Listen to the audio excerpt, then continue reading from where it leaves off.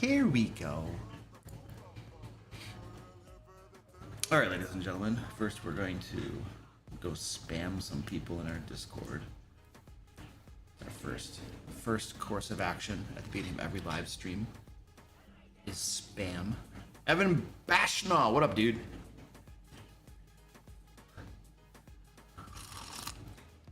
All right, let's do the spamming.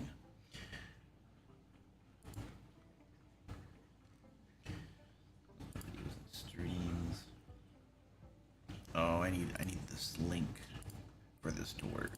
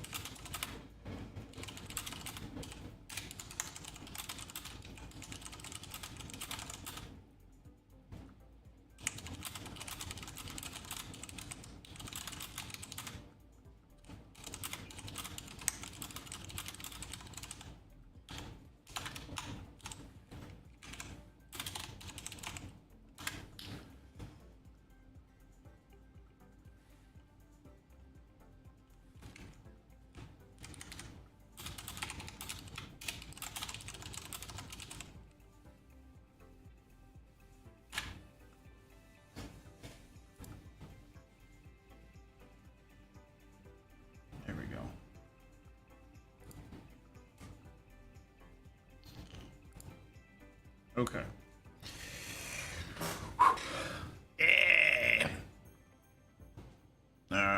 Full camera. Wee! Hello, ladies and gentlemen. Welcome to the live stream. This is so today our Kickstarter Dungeon Drifters is launching at 12 p.m. Eastern in about 2 hours, and we're just going to be hanging out, chatting. I don't know, answering questions, whatever, for a couple hours, and then at 12 p.m. I'm going to launch it live on stream, and then you're going to see a little bit of how the sausage is made, which is mostly just going to be me doing stuff and talking a little bit.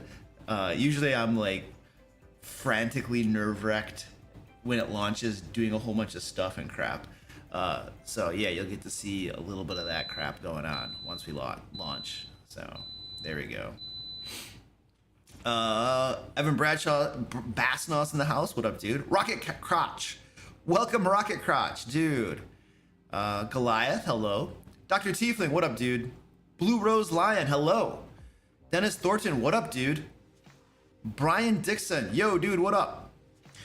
Brian says, what are the plans for all those U.S. tariffs? I would hate to see this fail because a lunatic is in charge of the U.S. economy. So we've already taken one large measure to help insulate the project and insulate the impact of any tariffs that will maybe be in place when the project fulfills. Remember, right now that all that stuff is going on, we have no idea what things are going to look like in a year and a half when this project actually goes to fulfillment. Because if they are up or down or have changed or are gone or down to zero, we can sit here and worry and fret all day long about tariffs and stuff. It doesn't really help us at all, because this project, the only way that tariffs right now are going to impact this project is if the games were already made en route and going to arrive at a port like sometime soon. So worrying about that is not going to help anything. Now, that doesn't mean we don't take proactive steps and use our brains and think things through. So we've already done that. Over the weekend, we redesigned how we did our expansions in order to insulate the project from tariffs and the effects of tariffs. So we've already done some of that proactive stuff to make it so that there will be as minimal impact as possible due to tariffs. If there are any tariffs in a year and a half, when this project is actually going to be probably going to production and getting ready to fulfillment. So I'm not going to worry too much about that. I'm going to be an adult and use my brain and make big boy decisions that help protect the project from that. But I'm not going to worry about it. I'm not going to freak out and run around with my head chopped off because the world's on fire. You can't do that. You can't live your life that way. Otherwise you lose your mind. So, but we've taken proper measures, I believe, that will impact the effect of tariffs on the project. So I am not worried about it. I'm confident we're going to be good to go. So yeah, I would not fret over that.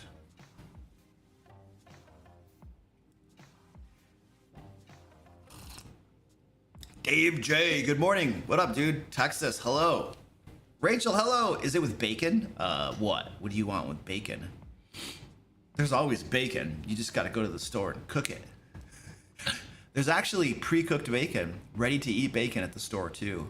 It's not nearly as good as freshly made bacon, but it's always an option if you don't want to cook. The Rocket Crotch says, I chose to interpret launch it live literally, and I expect to see a rocket. You will see a rocket. I have a rocket. I have a rocket. Well, you can't see it because it's bright out right now, and so like my backyard is all washed out. But right through those doors, right there, I have a rocket set up. It's not okay, so it's not like, you know, going to take you to the moon or something, but it's probably gonna set some fires, you know, in the because there's a forest right over there, and it's pretty dry out right now where I am. So we're probably gonna have the fire department over here. So don't worry, you're gonna get a show. You're gonna get a show. The only problem is you can't really see out my windows, so kind of sucks. But I'm gonna do the best I can, considering that it's daylight out.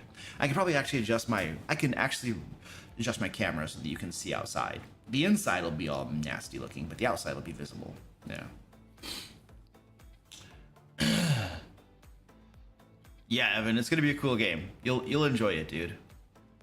Ireland, David, what up, dude? How you doing, buddy? David's like, yeah, dude, usually your live streams are like when I'm in bed or about to go to bed, man. Now it's like at a normal, reasonable time. Yeah. Yes, Dave, bacon with anything.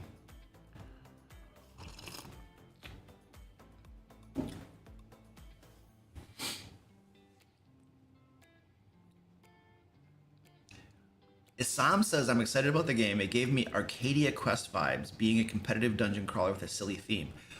I don't know what Arcadia Quest is.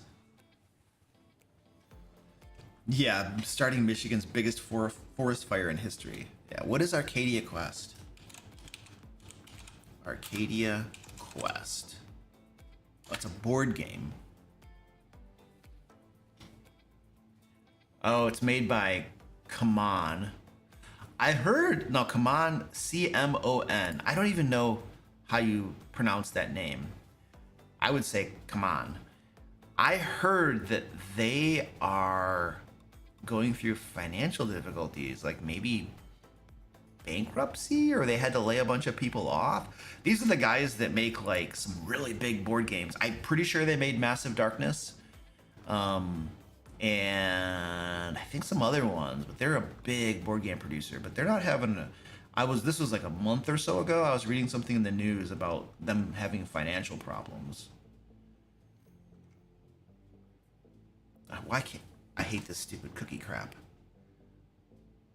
No, just you don't get to do this stupid cookie crap. All right, here we go. Oh, they posted a massive Q1 loss. Yeah.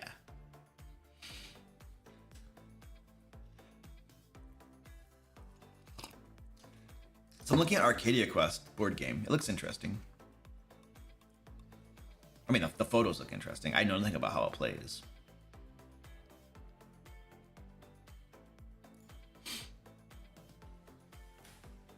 All right, you guys got questions and stuff? We could talk about just normal questions like D&D or TTRPGs or something or whatever. We gotta talk about something for a couple hours, guys. Oh, you know what I need to tell you? We do have a giveaway going on, so you should join the giveaway. I think Nightbot should have the link in the chat. It looks like it. So you can join the giveaway in the chat. We'll give away $50 DM Layer Store credit at the end of the stream when we wrap up today. So go join the giveaway. It's free to enter the giveaway like always during my streams. And then there's also the link where you can go like follow back. Well, you can't back Dungeon Drifters quite yet. It's not live yet. It will be live. Oh, you know what I didn't do? I did not bring the box and all of the minis and stuff. I need to go get those because I need to like show it off and stuff on this stream. Like I'm super prepared. Give me 10 seconds. Interdimensional portals have appeared the world over. Vicious monsters have begun to pour forth, but opportunistic heroes stand in their way. Known as dungeon drifters, everyday men and women delve into the lairs of these foul creatures in search of fame, fortune, and as much loot as their greedy hands can carry. But the beasts in the dark will not give up their items of power easily. Nor will they join the side of the heroes without a fight. Therefore, equal measures of cleverness and guile will be needed should you wish to build momentum toward victory. From greedy humanoids to slurping oozes, from pitiful minions to boisterous bosses, the dungeons are filled with peril. But with the right equipment and a bit of luck, these heroes, these drifters, might find their fortune and plunder the beasties of every last bit of treasure they possess. Delve deep and strike true.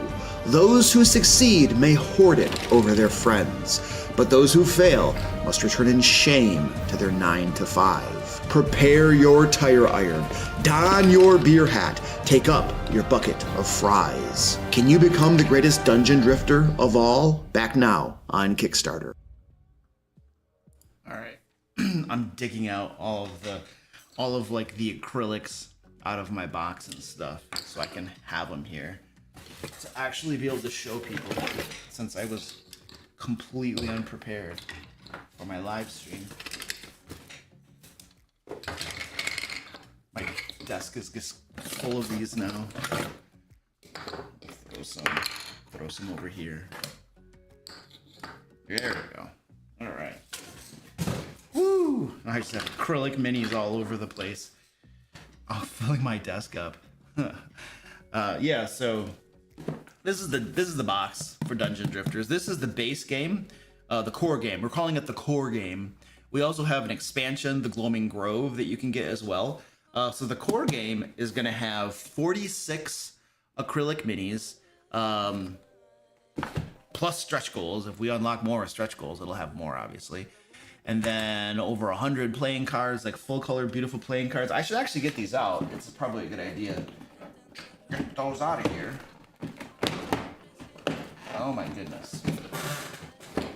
I locked the box. Alright. Oh, here's the rest of the minis. I might as well pull out the rest of the minis while I'm at it.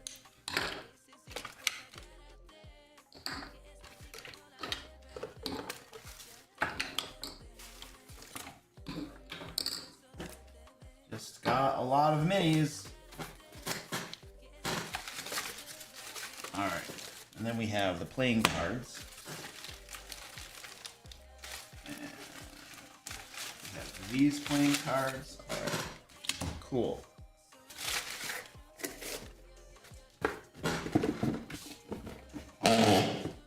That was nice. Okay, so 46 acrylics. Now the playing cards. So the back sides of the playing cards, this beautiful like geometric. These are the loot cards. These are the character backs of the character cards. And then we have there's a lot of loot. Tons and tons of loot to get in the game. And they're all, now these are prototypes, so we don't have these ones don't have artwork on every single card. So I'm gonna try to find the ones that actually have the artwork here. Where we had like, I'm missing one of them. Frank's beer hat. Oh, here's the keyboard flail. Ooh. All right, I got the keyboard flail. I know I have a beer hat one. I'm missing. Oh, here's the gaming chair. All right. And then, here's the beer hat. All right, cool.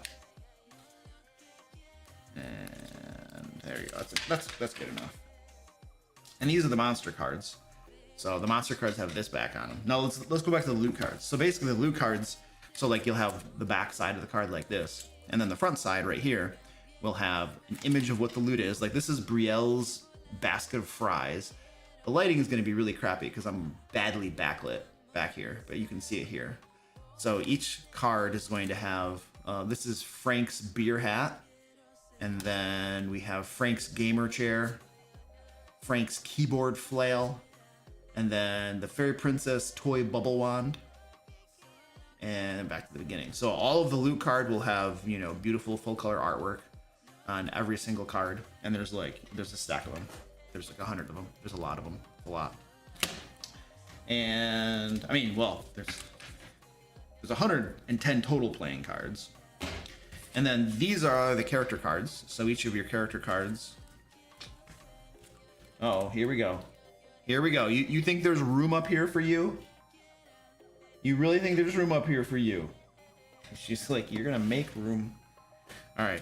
Character cards have like the character portraits and the stats, you know, their magic skill, their martial skill, their movement, and their health. You know, these are prototypes. So you can see that there was a typo that I whited out and adjusted because these are prototypes. And oh, Squeaky wants to come up. Okay, now Squeaky's like, I want to join the party. Come on. Are you coming up here or not? Your sister's up here. You might as well come up here too. Yeah, there's no room, is there? Oh, he's just gonna sit there and blink at me. He's just blinking at me. Dungeon Coach, what up, dude? How you doing, man? Well, you can't back it yet. It's not live, but you can follow it. You can follow it right now, and then you can back it when it goes live. All right, so the monster cards, these are like the monster cards. There's a crap ton of monsters. I mean, there are 46 acrylic minis in the core game, so you're gonna have, plus stretch goals, so you're gonna have at least 46 monster cards, a monster card for each one of them. And like, first thing is, a lot of these types of board games, they'll tell you like, you know, 50 minis, but many of them are repeats because there are 5 goblins that all look the same. And then there are 5 orcs that all look the same. And then there, et cetera, et cetera, et cetera. There are always repeats of these minis because, you know, when they're doing traditional minis, you got to cast, you have a die you got to make, and then you got to do it's molds and stuff, and it's very expensive. It's very expensive to make these dies and stuff. But we're doing acrylic standee minis, which means that we can have full color, we can have unique creatures, every single one of the acrylic standees, every single one of the monsters you get. All 46 of them in the core game are unique. There are no repeats. Every single one has full color artwork. Full color artwork on the standee. It is double-sided, so you get it on both sides. And then the card itself, of course, has the artwork on it. And then this is Aurelius, the Deposed God, and it has her stats on there. She has 35 martial, 27 magic, and 15 health. Actually, we have, through playtesting, this is now out of date. She no longer has 15 health. So some of the things you're gonna see today have been changed. These are all prototypes. Some of the things have been changed slightly through all the playtesting we've done. This is an example of some of the changes we've made. So anyway, every single one of these has a full color mini and the card. So beautiful artwork. There are no repeats. And then we have things like the Massive Mao. This is one of my favorite. And then the Pussor, one of my favorites. I like the gross things. Like, for some reason, the gross ones are the ones that appeal the most to me. But we have traditional things that are less gross. This is what is this? The Ogre Gut Thief or something. What is he? I think he's like the Ogre Gut Thief. And you can kind of see lighting is bad, but he's holding some guts. So this ogre right here just has some skulls in his hand. So it's not, I gotta hold stuff over here, so it's a little bit better. So it's not quite as gross. And then some of them are just, you know, here's a skeleton for you, and then little kobold stealing stuff. Cerberus, he has a chew toy. It's hard to see, but in the camera with all this kind of crap, but if you had it in person, you'd be able to see that he has a chicken chew toy. You know those chew toys that are like chickens, but they squeak when the dogs or whatever. So the Cerberus has a little chew toy in his mouth. And that just kind of gives you, one of our kobolds has a Kiss the Chef apron on. And so it just kind of gives you a sense of like the fun, whimsical nature of like the game, of the monsters. This harpy is holding a selfie stick. So it's a selfie stick with a cell phone on the end. And if you had it in person, you'd actually be able to see what it is, but you're not going to see it on the camera. So, and then this is one of my favorites too. This ogre here has a hammer. He's using essentially a DeWalt hammer, if you're familiar with those are, but it still has the packaging around it because he just took it out of the hardware store. So this is another cool one. Oh, this one, the Gloom Sludge, I like this one because it's gross. So I like this one too. What is he doing over there? What, Poppy? What? There's no room here for you. Come here. Here's Poppy. Poppy, there's no room up here for you, but he gets to be on camera. You see all the nice people here. And you're down here being loud. There's literally no room. There are acrylic minis and cards everywhere. You're gonna knock things off. You can't come up here today. No, I'm sorry. I'm sorry. You're a big boy. You're gonna have to relax. There we go. He is old. Old grouchy man. Old grouchy man. Is it 1 or 2 cats per box? I think we're gonna get 1 cat per box. We were trying really hard to put as many cats in these boxes as possible, but it really came down to, believe it or not, it was actually the cost of shipping that was the determining factor for how many cats we could put in a box. Because we had 3 cats in a box, but because of the packaging, how you had to package them in there, the boxes were really heavy. And our fulfillment partner was like, Luke, it's gonna cost way too much if you put 3 cats in a box. And so their recommendation was if you put 1 cat in a box, that it would be, we would be able to afford shipping, essentially is what it came down to. So, but we did our best. We did the best we actually could. But sometimes you have to compromise.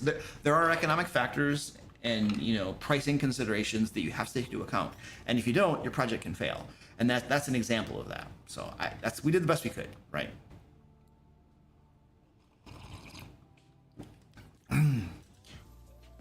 Right. Well, Goliath, remember that was assuming they were live, because the other option was not, and that would have caused some ethical concerns, and so we did not pursue that, right? But yes, very good point. All right, Orc Gut Thief, that's the name of that one. So yeah, we got tons of acrylics, tons of playing cards, and then all did I show this? All the playing cards have full color artwork. These are upside down. They all have full color artwork, every single one of them. We're gonna hold it over here. Full color artwork on every single one, right? Possessed barmaid. So, and then they have little like sayings beneath it, you know, little cool things that they say beneath it.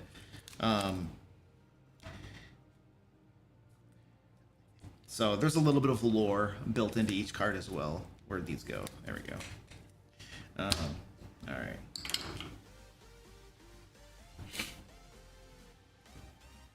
Tashio says, I need a poll for how many of the minis end up on the floor by the end of the stream.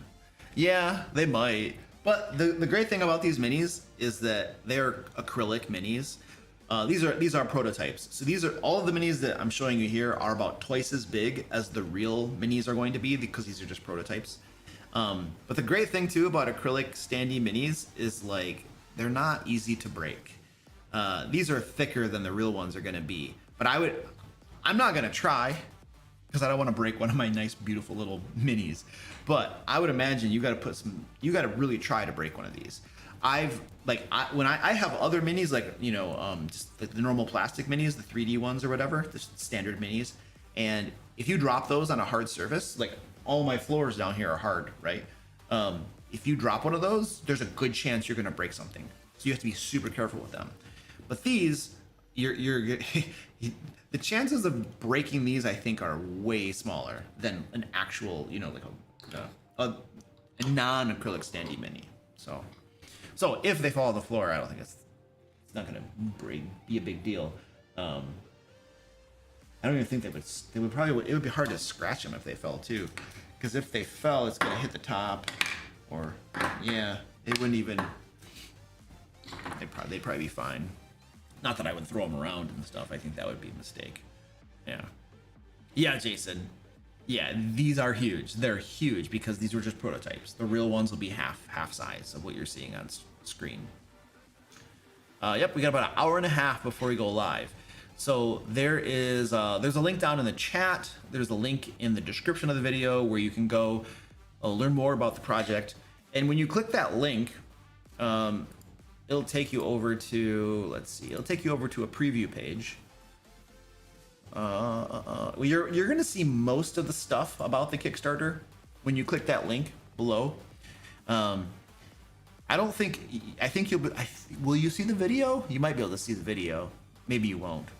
But most of this stuff is gonna be visible for you. So you're gonna be able to learn more. Like for instance, very top, if you back in the first 72 hours, you're going to get a free acrylic standee mini, Vareth the Fallen Protector. So you're gonna get that for free. And then it'll tell you more about the project, right? It shows off the artwork. All the artwork is along the same fun, slightly whimsical theme, you know, just cool, amazing artwork. And then it tells you more about it. You know, there are 6 heroes, you know, you raid dungeons, you conquer the monsters, you pillage their loot. And then the ultimate goal is to escape the dungeon with the greatest treasure hoard, to get the most loot and get out of the dungeon. When I was playtesting this with my friend, Kevin, I was in the lead. And I killed the first 5-star monster, and I started to book it for the dungeon exit, because when you exit the dungeon, that triggers the in game, and then you basically count up the loot you have, and whoever has the most loot wins. And I was in the lead, but it took me an entire turn to get to the exit. And while I was running to the exit, he was killing more monsters and getting more loot. And I think I ended up with 23 stars of equipment, and he ended up with 22 stars of equipment. So he almost beat me. So it was a very close game. You can actually, I mean, I don't know who will actually watch the whole game, but we recorded that game to show you guys what the gameplay is like. And if you go down on the screen, if you click the link in the description to go to the project, you can see it'll show you how the game is played. There's a video that shows you how the game is played, which is very simple, very straightforward, very streamlined. It's super easy to play. These rules, like, you can, for sure, in 10 minutes, you can read the rules, or you can teach someone else how to play the game. I mean, once you know how to play the game really well, you can probably teach somebody else about 5 minutes. It's very, very simple, streamlined rules. We designed it to be perfect for, say, casual gamers or maybe family members who are not like super hardcore, you know? So it's a very easy introductory game into the genre of tabletop board games, like dungeon delving type board games. And the great thing too is that once you know the rules, like in 5 or 10 minutes, you don't have to refer to the instruction manual all the time for all these little things that are happening. It's really just you start playing and then you keep playing, and it's pretty straightforward. So, but this video will show you how the gameplay looks. It's pretty simple, and the video is like a minute long, under a minute. I don't know. It's very short. And then this right here is the full playthrough though. So this is the playthrough that I recorded with my friend Kevin and me. So it took us like, what was it? Yeah, a little over an hour and a half, but this is with us like talking a little bit. And then at the end, we had a little talkie where he and I were just having a conversation. And we were also explaining some of the mechanics during the game as well. But this game is designed to play in under 2 hours. Under 2 hours, you can play the game from beginning to end. And I will say that so we got it done in about an hour and a half, it looks like. But if you had, obviously, like with any game, the more players you have, the longer it will take you to play. That's just the way any game works. Same with D&D. You're all very familiar with this. It takes you, if you have 6 players, every round takes longer, the battles take longer, everything takes longer. That's just usually how it works. Now, this game is for 2 to 6 players, so you can play up to 6 players. We here played with 2, and it worked just fine. The balance, the mechanics, it was all very, very nice. And we've been designing this game since July of last year, and have gone through lots and lots of playtests. And we have more playtests scheduled to do more on this. Oh, by the way, we also, if you're going to be at Gen Con this year, we are planning to run playtests of this at Gen Con too. The core game itself, the mechanics are pretty stable at this point. We've done enough playtesting that we feel like it's very stable. I don't anticipate, for sure, no big changes. There might be little tweaks here and there for certain things, you know. But So I say we're playtesting at Gen Con, but at that point, it's more going to be just come play the game before it's actually released, because we'll have several prototypes available, and Zach and I will be there at Gen Con running the games for people. So if you're going to be at Gen Con, then you can come. I don't know if our events have been accepted yet, though. The last I checked on I submitted the events. I checked on them a couple weeks ago, and they were still pending, so they haven't been accepted yet. So I mean, I anticipate they will be. Just they have a whole bunch of submissions they get, and they got to go through them all, and they got to assign rooms and crap. And I would imagine that might be a manual process or a time-consuming process. So yeah, it's the first time you see daylight through the window. Yeah. Well, it's because it's like 10 a.m. for me. It's 10:30 a.m. for me. We have stretch goals too, which will just unlock more minis for the core game. So as we hit stretch goals, we'll unlock more minis. Obviously, there's no AI content, no AI art. These Al Ferdowsi, Kirby James, Mitch Mueller, they did the cover art on the boxes, and they've done all of the minis and the characters, the monsters, the loot, all of that. Graphic design was done by One-Legged GM and Martin Kirby Jackson. So One-Legged GM did a lot of the graphic design on the cards themselves. I should say all of the graphic design on the cards. And then Martin Kirby Jackson, he did the graphic design on this page. So like all of these beautiful, cool graphics are he did all this stuff on the page. And then we have shipping stuff, just your standard shipping costs. And shipping is what it is. Like what we get charged, we have to pass on to people. And there always seem to be people that are shocked at how expensive shipping is. And believe me, we're always shocked by it too, but that's the world we live in. Let's see. So the tiers, just in case you're curious what the tiers are. So the core game is an $80 tier. Now the MSRP is $100. So for the Kickstarter, you're getting 20% off. You're getting 20% off the MSRP when you get it on the Kickstarter. So, and then that's the core game. And then we have our expansion, the Gloaming Grove expansion. Now so the next tier would be Dungeon Drifters core game plus the Gloaming Grove expansion, and the expansion is going to almost double the amount of monsters, acrylic minis, playing cards, loot, the whole shebang. It is a big expansion. It's not a little tiny one. It is a big, massive, huge expansion, which is why the MSRP for the expansion is $100, because it is a big box packed with stuff. So, but at tier 2, if you get this one right here, when you back this project on Kickstarter, you can get both the core game and the expansion, and you're gonna have nearly 100 acrylic standee minis, full color acrylic standee minis, plus the playing cards, plus the loot and the game. I think there are lots of people that might just back this just to get the minis, which are gorgeous. And at 100, if you're getting over 100, almost 100 minis for $150, that's like $1.50 a mini. You can't get that. Like that is a bonkers. If you just want to get these for the minis, which I think there are some people that are probably going to do that. It's a crazy good deal to get these minis for that price. But anyway, $150 right here. You get both the core game and the expansion. And then $1,000, for $1,000, you get both the core game and the expansion, and you get to design a monster. I and Zach will personally work with you to design a monster of your ideation that will appear in the game. So, we'll work with you to design a monster, and get concepts. We'll work on concept art, and then we'll work with you to get the artwork for it, and then mechanics and stuff, and then the little flavor text. You can help name it.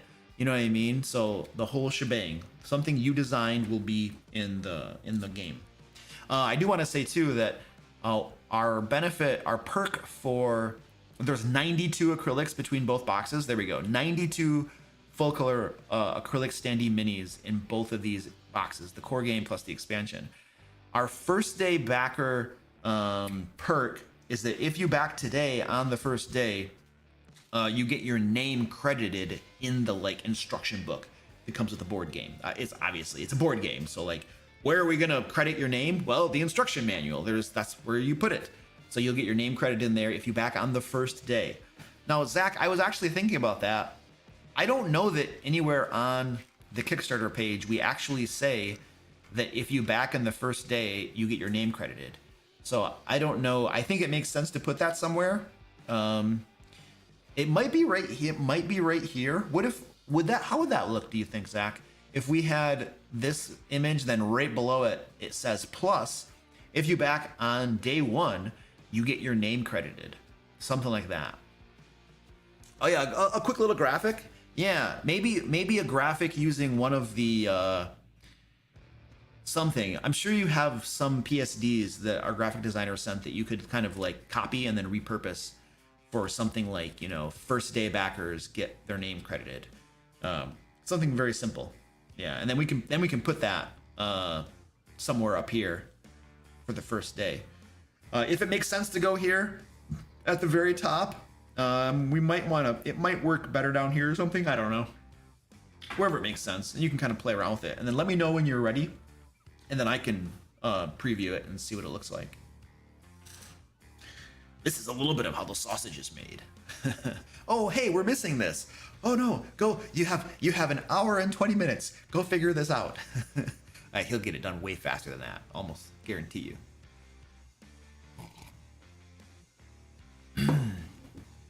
Yeah, if you get the $1,000 design a monster tier, I mean, one of our professional artists is going to make the artwork for it. It'll be hardcore. It'll be awesome, just like everything else.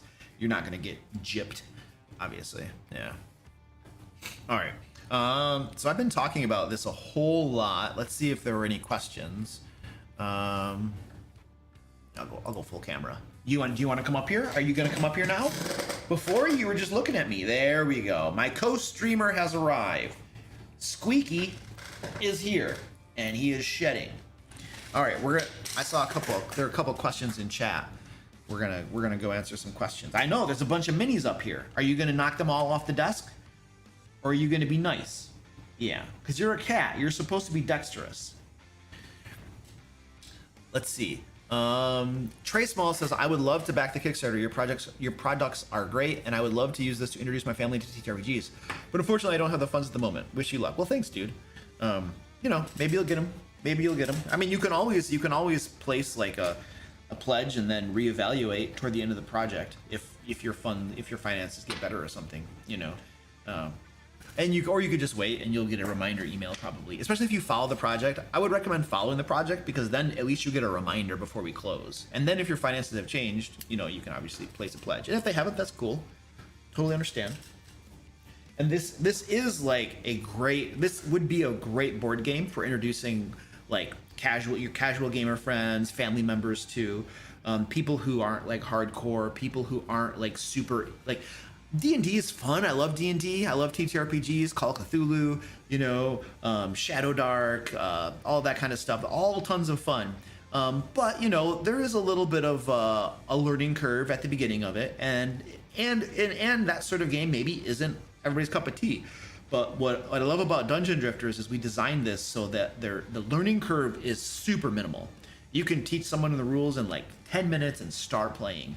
Like I said, casual friends, family members, and you get them introduced to the concept of a dungeon delving game. You know, in this case, it's a board game, but they introduce the concept of you have a character, you go in, you kill monsters, you take their loot.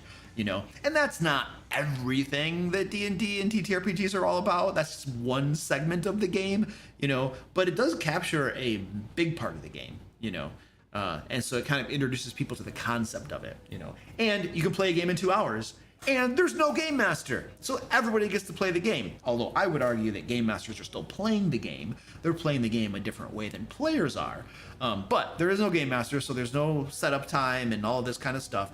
And setting the game up too is very fast. There aren't scenarios in this game. You have dungeons. You set up the dungeon map. It's very fast to do that. And then you place your characters. You place the monsters in the first room. You start playing. So setup time is super fast too. Because I know some of these dungeon delving type board games, especially the ones that have scenarios, they can take you up to an hour to get set up. And I've gotten comments from people saying, Luke, that's an exaggeration. It doesn't take that long to set things up. Like if you're playing like, what is it? Dude, I have cards in front of me here. You can't push the cards off the desk. Gloomhaven or something like Massive Darkness. Amazing games, tons of fun, but in my experience, every time we've played one of the games like that, even Zombicide, things like that, you're looking at an hour to get the game set up. You got to get the boxes out, you got to find the right minis, you got to set the scenario up, you got to read the rule book, you got to put the fiddly bits, all the little things on there. Dude, you got an hour going on, man. That has always been my experience. And those games are fun, but sometimes you don't want to wait an hour to set the game up. And my personal pet peeve is the host will be like, oh yeah, I'll have the game set up when you get here. And then it's still not set up when I get there. I'm just like, man, I gotta wait more time. I don't know how much time they were setting it up before I got there. So anyway, setup time is minimal for Dungeon Drifters. Not a whole lot of setup time at all. Very fast. Rules are very fast and easy. You can play. Now we do have optional rules in the book because you played the base game and you're like, oh, this is cool, and now you know these rules. Now we have a bunch of optional rules that you can add in. One of the optional rules is for dominating monsters. So you can literally take control. Like when you defeat a monster, it works on your side. And now you have a monster that is your little minion and it attacks with you and helps you defeat other monsters. So we have optional rules for dominating monsters. There's optional rules for every one of the game phases when you're playing the game is a monster phase and the monsters move and attack. So we have optional rule for having an AI, an artificial intelligence, basically, where the monsters target specific characters based upon certain things. It's an optional rule. It was in the base game for a little bit, but we didn't feel like the added complexity was worth the added time it took to play the game, and so we put that as an optional rule. So if you want that, you can. So like the base rules are very simple and easy to learn, and then we have optional rules that can be added in to change the game, increase the complexity, make things a little bit more interesting and stuff as you've learned it. See, now he's starting to knock things over. This is not gonna work, is it? You big tubby bucket. Yeah, oh baby. Oh baby. Freight Train says I played a version of the Alien game and it took 45 minutes or more to set up. Yeah, they do. Blue Rose Lion, see you later, dude. Thanks for hanging out, buddy. Yeah, it's not an AI like ChatGPT. So in board games, monster AI is the term or the design terminology that refers to how do the players determine what a monster does on its turn. And usually monster AI will have something like, if this, then the monster does that. If this, the monster does that. Like for instance, if the monster is adjacent to a character, it attacks the character. If a monster is adjacent, well, it'll say if a monster is adjacent to a character, it attacks them. If a monster is adjacent to multiple characters, it attacks the character with the most health. If a monster is, if a monster is 5 spaces or closer to a character but not adjacent, it'll shoot an arrow at them. If a monster is more than 10 spaces away, it will move and then shoot an arrow. If a monster is 15 spaces away, it will move twice toward the nearest character. So that's like an example of monster AI. And I'm probably, most of the monster AI I've seen is not that complex. Usually you have about 3 different things for a monster AI for the games that I've played. But that's what monster AI is. It helps you decide what a monster does on its turn. And it's cool, it can make things more interesting, but it adds a little bit of complexity and bog, and it slows the game down. So that's why we made it an optional rule. Uh-oh, my reindeer's here. Come here, reindeer. Come here. Oh, my reindeer. You can't see my reindeer because the cat's in the way. Oh, the reindeer. So she has her reindeer costume on today. Yep. The head thing doesn't quite go over her, but she's got her reindeer costume on. Yeah. She was a little cold this morning, and I was looking for her sweater, but I couldn't find her. She has this cute blue sweater she wears, but I couldn't find it. So I just put her reindeer costume on because she was a little cold. No, don't lick me in the face. If I get close to her, she'll try to lick me in the face. You gonna try to lick me?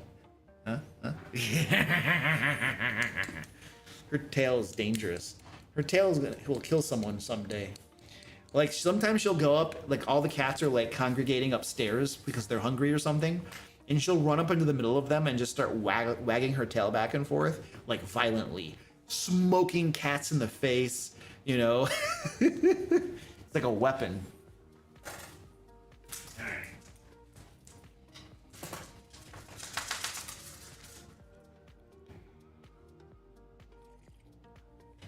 Evan says, I played a board game before where the monster card tells you what it does exactly like you're describing. It was simple once I got the hang of it. Yeah, it becomes, once you get the hang of it, it is simple. It's not that bad. But, you know, if you're new to this sort of game and stuff, you got to get the hang of it. And it's one more thing you add on to it, you know, which is why we made it optional, an optional rule. That way, if you like it and you want to use it, yay! If you're like, yeah, this complexity isn't my cup of tea, well, then you don't got to do it. I think that's the beautiful thing about having the core rules being very streamlined and simple, and then developing the game so that you can add in more optional rules as you see fit, and then you can kind of customize your game experience in a way, you know. So I think that there's an advantage to doing it that way. Isam says, what's the mechanic mentioned in the Kickstarter page about choosing to slay or dominate a monster? Yeah, that's the optional rule. I just got done explaining that one a little bit ago, so I think you probably caught that because I'm going back in time in chat right now.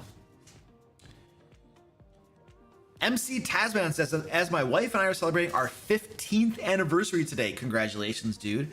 That is super awesome. I won't be here during the whole stream. Big question for us. What's the price going to be? If you click the link in the description or in the chat, you can literally go see what the tiers are right now. There's like graphics that tell you that. Go toward the bottom a little bit. So the core game is $80. The MSRP is $100. So if you back during the Kickstarter, you're going to save 20%, $20. And then if you get the core game and the expansion, the Gloaming Grove expansion, both of those together are $150, which is 25% MSRP? Because I think it is. Yeah, it is, because the expansion is also $100 MSRP. So the biggest savings you're gonna get is if you get both of them together, and then you're gonna get 92 full color acrylic minis, plus their playing cards, obviously, and then all of the loot, like gobs of loot that they will drop when you defeat them and stuff. Oh, it gives you how many new playable characters? The Gloaming Grove gives you, is it 4 or 6 new playable characters? 6, yeah. The Gloaming Grove is going to give you 6 new... I should be showing you my screen. Probably makes sense. The Gloaming Grove gives you 6 new characters to play, 40 new monsters, 70 new pieces of equipment, of loot, and 110 new playing cards. So it's going to add... And it's going to have optional mechanics to add to your game too. So new mechanics, new challenges. So more optional rules that you can tack onto your game to customize it to your experience to play the game you want to play. So it says, oh, there we go. So MC Tasman, enjoy your anniversary celebration, dude. You guys earned it. 15 is a long time, man. That is a great achievement. It takes a lot of work. I know. My wife and I have been married how long? We got married in 2007. So 2017 would have been 10 years. 2023 would have been 15 years. So we are almost at 17 years. So we're almost at 17 years of being married. And yeah, it's takes a lot of work, a lot of sacrifice, and for me, it takes a lot of dying to what I want and loving her, which means sacrificing what I want and for her benefit and stuff. So anyway, but we're not going to talk about marriage advice today. We're talking about the Kickstarter. Oh, we got a new graphic on here. All right, let me refresh this. 10 years, Tasha. That's awesome, dude.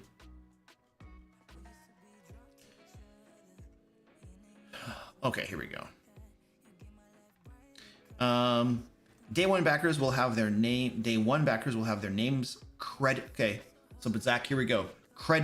Names credited in the Dungeon Drifters core game rulebook.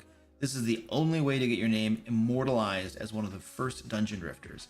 And then the line spacing, there's a little bit too much line spacing between the lines, and then I want a little bit more padding between the text and the frame on the outside, just a little bit more padding. So typo, line spacing, padding. Three updates to that, please. Zernite, my wife and I hit 10 on Friday. Oh, nice, dude. That's awesome, man.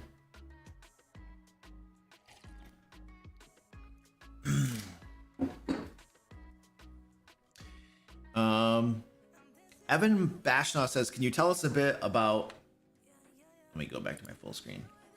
Can you tell us a bit about how you thought about balancing characters and monsters and why you might prefer one PC over another? So many of the, and these aren't all updated because these are prototype cards and we've made some updates from playtesting. So balancing monsters and players. So there's essentially two stages when you're trying to balance the game and you're trying to balance monsters out and balance characters out for gameplay purposes. The first step to balancing the game is you do some math and you put some numbers down that you think are going to work, and then you play test. And sometimes you have immediate corrections to make because it didn't work, and then you adjust some things again. Other times you have to play test several times.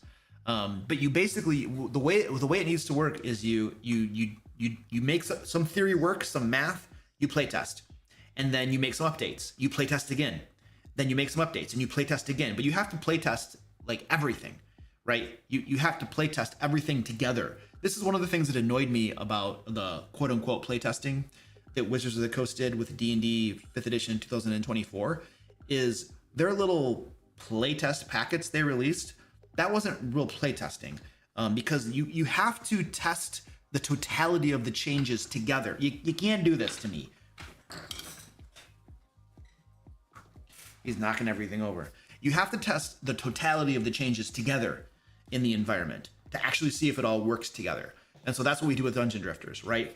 Our playtest iterations are make some changes, playtest everything together. Make some changes, playtest everything together, right?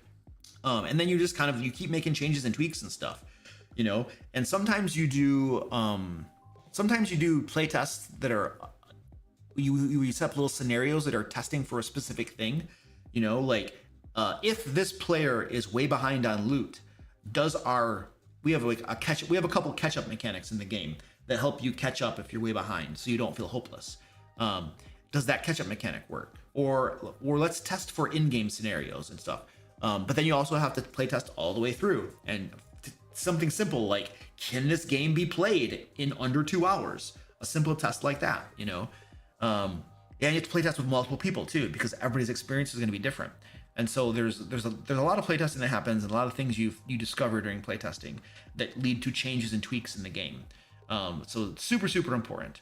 Now, as far as that's kind of that's a lot of balance. Creating a balanced game is it's probably 10% science and 90% just playtesting and then making changes. And you test your assumptions and you find out they were wrong and you have to change, and then you have to update them and stuff. So that's balancing comes down to that. You put some numbers out and then you play test. Why you might prefer one PC over another. So each of the PCs has special abilities and stuff. So for instance, Harvey, our CEO Harvey, his special ability is right here at the bottom.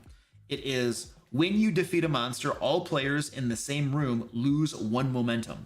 Now, momentum is the game mechanic that determines whether you defeat a monster or not. So every monster in the game requires 3 momentum for you to defeat it. And as you attack the monster, you generate momentum. When you get to 3 momentum, you defeat the monster. And so when Harvey defeats a monster, all the other players in the room, all the other players are going to lose 1 momentum. So that's his special ability. And then Natalie's is, so this is Natalie, and her special ability is right here. Once per turn, generate an extra point of momentum if your dice explode. So we use exploding dice in the game, which means that if you're rolling d6s, if you roll a 6, it explodes, and you roll it again. And then if it explodes again, you can keep on having this explosion chain that happens. So she gets an extra momentum having a dice explode, which, by the way, when a die explodes anyway, it gives you 1 extra momentum. So she gets the standard 1 extra for an exploding die, plus an extra 1 for an explosion. So each of the characters, and I think Frank has his area of influence, his sphere of influence increases by 1, which means he has reach. He can reach reach monsters that are farther away from him. So each of the characters has a special ability that they can use, and that will help determine which character you want, right? So each one has a special ability that distinguishes them from the other ones, and then you choose which one you like. I haven't mentioned the dice. There are tons of dice in the game. The base game comes with, 56 dice? 56? Yeah. The core game comes with 56 dice. And you're going to have D6s, D8s, D10s, and D12s. And the way the mechanics of the game work is that as you get loot, it makes your character more powerful. And you are essentially, there are 2 ways that your power increases. You roll more dice, and your dice increase in size. Your base character starts off with D6s. And so you're rolling 2d6 when you're attacking monsters. And then if you get loot, it might increase that to 3d6. Or it might increase it to 2d8. So you can gain like the size of the dice increase and the number of dice increase. When we had our playthrough, like you can, if you go to our pre-launch page and you scroll down a little bit, you can see we have a playthrough game right here. Where my friend, you can't see it because this stupid thing is there. My friend Kevin and I were playing through the game together, and you can watch the entire playthrough on our pre-launch page right now. But by the end of this game, I was rolling something like 6d10 or 6d12 or 7d12. I had a fistful of big dice that I was rolling by the end of this game. And so for the dice goblins out there, this game is about getting bigger dice and more dice and then rolling fistfuls of dice, right? So you're going to be chucking some dice, and that's how you increase in power.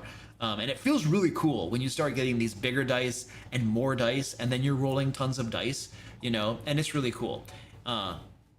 Yeah, I haven't mentioned the dice too much, but dice are a big mechanic in the game, and you're going to get tons of dice to use as you're playing the game. Evan says, I've never used a dice ladder before, but I've always wanted to. Yeah, is that what they call this? Is this what you would call a dice ladder in a board game? See, this is our first board game that we've been developing, so we've been learning a whole lot of stuff. And doing things that we've seen other board games do or getting ideas from them, but we don't know a lot of the technical terms of things. At least I don't, about board games. So it's your first rodeo, so there's a lot of stuff you don't know, and you're just kind of figuring it out. But yeah, if that's what you call it, a dice ladder, then I guess that's what it is. Yeah, we have catch-up mechanics were something that were very important for us when we were playtesting, because one of the things that we discovered in our early playtests, and even mid to late playtests too, is that sometimes, and it's all based upon luck, the equipment you draw, the dice, how the dice roll for you, but we were finding that sometimes players would get really bad luck and they would fall behind in the game, and not just a little bit where it's like, well, I'm probably not going to win, but I can still try. But sometimes you would fall behind by so much that it's just like, I might as well just give up now. What's the sense in playing? And we didn't like that, because that's not the way you should feel playing this game. Now, there may be other games that are like that, and that's their own cup of tea. But we didn't want this game to feel that way. And so it was important to us to put catch-up mechanics, or rubber band mechanics, you might call them too. So that if you're getting behind, there are specific things you can do in the game that will help you catch up. And if you watch the playthrough video, Kevin was doing this. Like in our playthrough video, he was falling behind in the game. I think it was in the early to mid game, he was falling behind me and was having a little bit of trouble. And so he used one of our catch-up mechanics, which was opening a treasure chest. So each of the rooms in a dungeon has a treasure chest in it. And the treasure chest has a piece of loot in it. You can loot a treasure chest once, and it has a piece of loot in it. And the power of that loot depends upon how many rooms of the dungeon have been explored, have been opened. And so the loot in a piece of a treasure chest goes up, right, as you've explored more of the dungeon. So it helps you catch up, basically. Now, usually looting a chest, if you're in the lead, looting a chest isn't really going to help you a whole lot. You might as well just kill a monster. But if you're behind, looting a chest can help you a ton. And so he used that catch-up mechanic. I know he pulled loot from at least one chest. I think he pulled from one chest and then got a really good loot draw. I think it was a 3-star piece of equipment. It was really good, and that immediately put him back in the game. And he was caught up and he was ready to go. So yes, we have catch-up mechanics because this is not the game where you want to feel hopelessly lost and behind. The catch-up mechanics probably aren't, unless you get really lucky, they're probably not going to catapult you into the front of the game, because that would be a poorly designed catch-up mechanic. But they will help you so that you don't feel like you're totally screwed.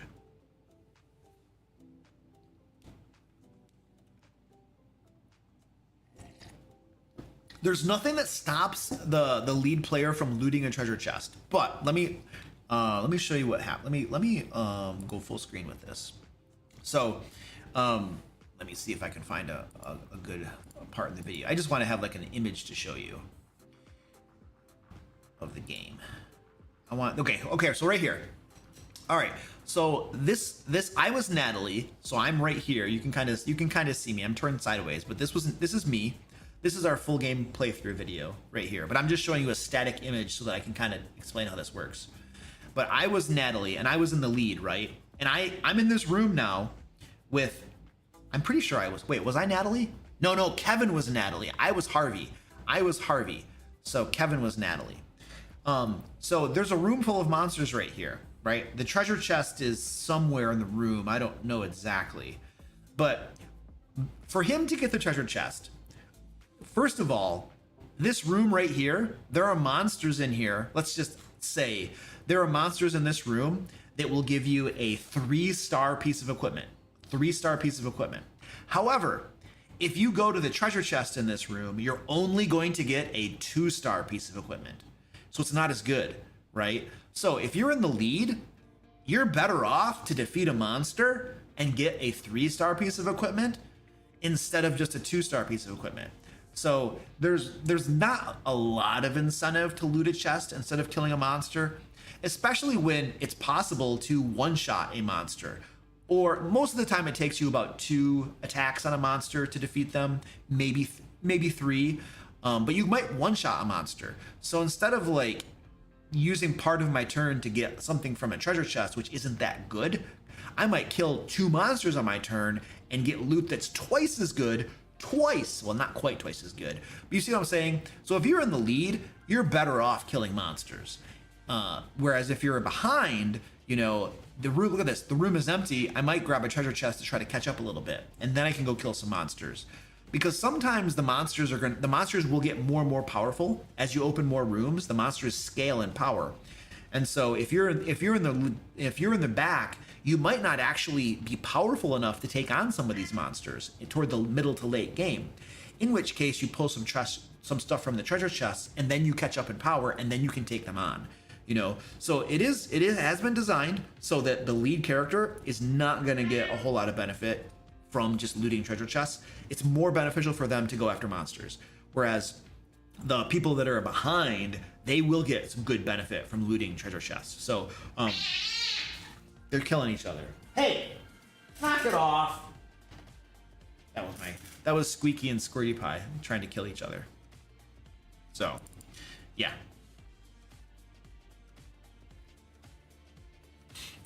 All right. I need to BIOS. You all get to watch a video. Interdimensional portals have appeared the world over. Vicious monsters have begun to pour forth, but opportunistic heroes stand in their way. Known as dungeon drifters, everyday men and women delve into the lairs of these foul creatures in search of fame, fortune, and as much loot as their greedy hands can carry. But the beasts in the dark will not give up their items of power easily. Nor will they join the side of the heroes without a fight. Therefore, Equal measures of cleverness and guile will be needed should you wish to build momentum toward victory. From greedy humanoids to slurping oozes, from pitiful minions to boisterous bosses, the dungeons are filled with peril. But with the right equipment and a bit of luck, these heroes, these drifters, might find their fortune and plunder the beasties of every last bit of treasure they possess. Delve deep and strike true. Those who succeed may hoard it over their friends, but those who fail must return in shame to their 9 to 5. Prepare your tire iron, don your beer hat, take up your bucket of fries. Can you become the greatest dungeon drifter of all? Back now on Kickstarter. Okay. So we are at about 50 minutes. The Kickstarter launches in 50 minutes. So go over, click the links down below, chat and stuff. Go follow the Kickstarter on the Kickstarter page. And then, man, 50. Now I'm starting to get nervous. Now I'm getting nervous. Like yesterday I was fine. I slept fine. This morning I was fine. But now that we're like 50 minutes away, I can feel like the little bit of nerves in my stomach, you know, and stuff. So it's like, whew, about to launch. If you back on the first day, you get your name credited in the instruction manual. If you back within the first 3 days, the first 72 hours, you're gonna get a free acrylic mini, Verith the Fallen Protector. And so this is what Verith looks like. You can see right here, Verith the Fallen Protector. You'll get this free acrylic standee mini if you back within the first 72 hours. So definitely go over here, follow the Kickstarter, and then get ready to back this thing. We're gonna launch in 50 minutes. We have a giveaway going on too. You can click the link in the description or in the chat. There's a link in the chat where you can join the giveaway. We're giving. Whoops, that's the wrong button. Where's the right button? There we go. We're going to be giving away $50 DM Layer Store credit at the end of the stream. So it's free to enter. Just go click some buttons and then you enter the giveaway and then you get free stuff. You feeling that too, Luke? Oh, I feel that. I feel the nerves every single Kickstarter I do. Every single Kickstarter I do, I feel the same way. I get a little nervous right before the Kickstarter. I don't get nervous for a lot of things. There's so many things I never get nervous for. I'm a game master, so like I don't get nervous before my games. I never get nervous before my games. So many things in life I don't get nervous for. But every Kickstarter, I'm always nervous before we launch. Always.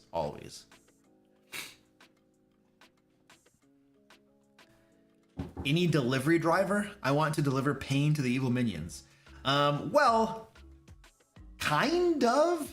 It's a stretch, but Brielle. So if this is Brielle, part of Brielle's artwork right here, you can see.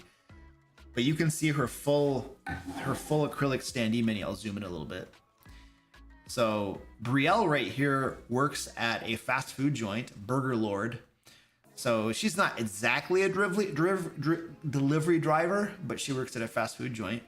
Natalie is a truck driver, so technically maybe she would deliver pain to the enemies. Either way you want to do this, you know. So yeah, you got a couple options there, I think. Are you going to have an expansion pack called Too Drift, Too Furious? No. We just have one expansion plan, the Gloaming Grove, and our expansion that we have for this is going to give you almost doubles what you get in the game. It almost doubles the amount of minis you get, the number of loot, everything. It just goes up. It's tons of value in the expansion that we're putting out for this.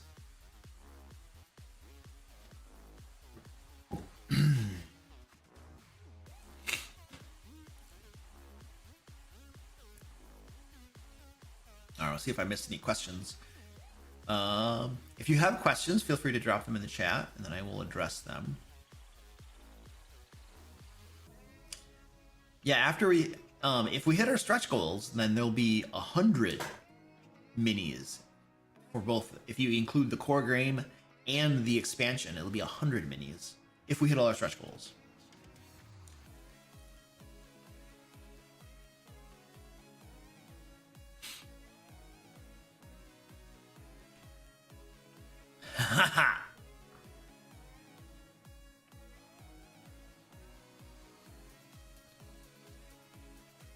Over 100. Oh, it'll be over 100. Okay. Oh, let's see if we got that graphic updated. Let me refresh this. Did we get that first day backer graphic updated? I'm looking at the preview page. I'm not looking at. Oh, it still looks the same, dude. This graphic still looks the same. Right here. I'm not looking at the promotion page. I'm looking at the actual page that when the thing goes live, what it'll look like. Yeah, but I just refreshed. It's not updated yet. Well, I did.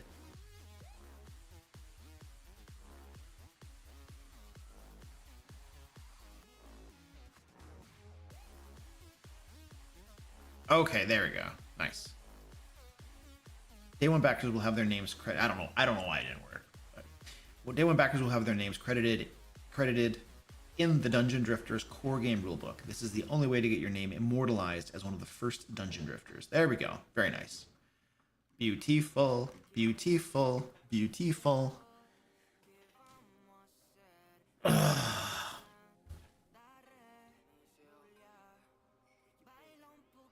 I fought a dragon. I used Divine Word on a dragon and killed it. How is that possible? Divine Word? I don't even know what Divine Word is. I mean, it sounds familiar. It sounds very familiar. What is Divine Word? Divine Word.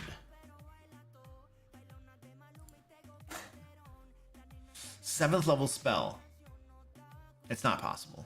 Well, it kind of is, but not really. So, it's a bonus action? Wow. You utter a word imbued with the power of the upper planes. Each creature of your choice, I should probably zoom in a little bit, in range makes a charisma saving throw. On a failed save, a target that has 50 or hit points or fewer suffers an effect. Yeah. Regardless of his hit points, a celestial, elemental, or fey or fiend target. Okay. 24 hours. So it only works if the dragon had fewer than 50 hit points, this spell would work on it. Otherwise, it would do nothing. So if this is silly. This spell is kind of like whatever. The 7th level. Why would you even use this spell? I think this spell is good for against a celestial, elemental, fey, or fiend. That's what this spell is for. Because let's think about this. This is a 7th level spell. A 7th level spell. And if the creature has this many hit points, it's going to be deafened for 1 minute, which the deafened condition is very much not going to help you against almost any creature. Some creatures, a very few amount of creatures, will actually, they can only see through hearing or something, and that might actually affect them. Now, if it's blinded and deafened, okay, that actually becomes a much worse thing, right? But at that point, you only have 30 to 40 hit points, right? And you're gonna blind and deafen a creature with a 7th level spell? Why wouldn't you just cast a level 2 blindness on them? Doesn't make any sense to me. If they have 20 to 30 hit points, they're blinded, deafened, and stunned. Okay, so they're 30 hit points and you're gonna stun them with a 7th level spell. 0 to 20 hit points, the target dies. They were already close to dying to begin with. So I just don't understand this. Like I said, this spell is pretty much a piece of crap unless you are fighting a celestial, an elemental, a fey, or a fiend. Because then if they fail their save, they're forced back to its plane of origin. Okay? It's instantaneous. Now you could say you could use like level 5 banishment, and you could, but level 5 banishment, I think it's level 5, it's level 4, level 5 banishment, requires you to concentrate for a minute before it's permanently banished, or whatever. This one is an instantaneous banishment. So if you are going against these creature types, this spell is actually not too bad. But if you're just going against a normal creature like a dragon or something, this spell is a waste of firepower. You're better off saving this for healing or something. it's by the time the dragon gets down to like 20 hit points, why are you casting a spell on it? Go hit it with your axe or something.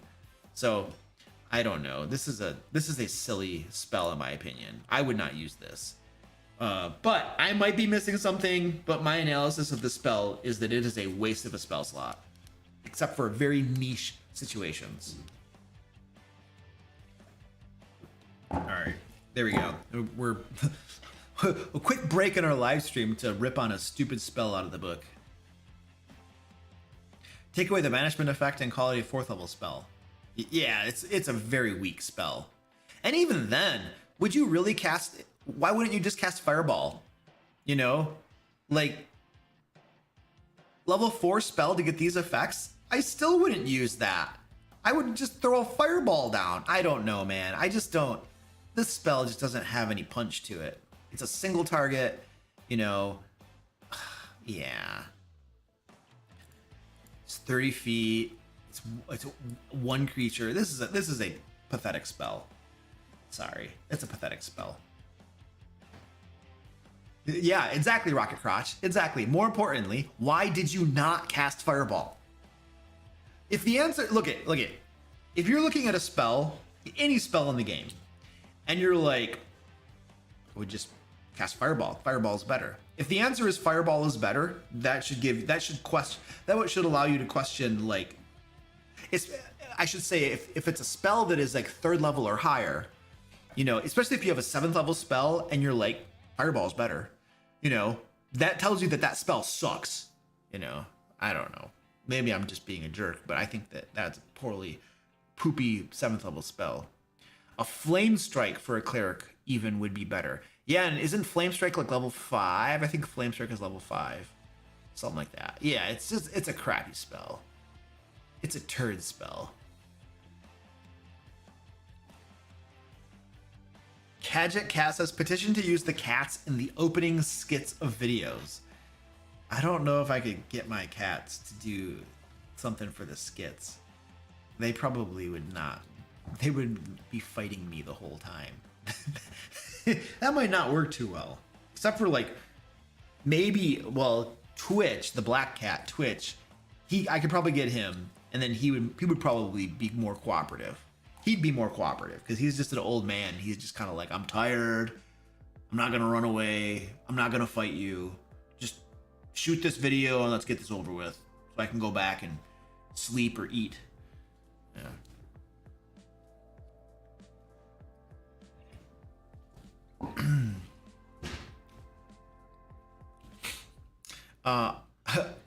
Kajak says, what's going on? Hey, what's up, dude?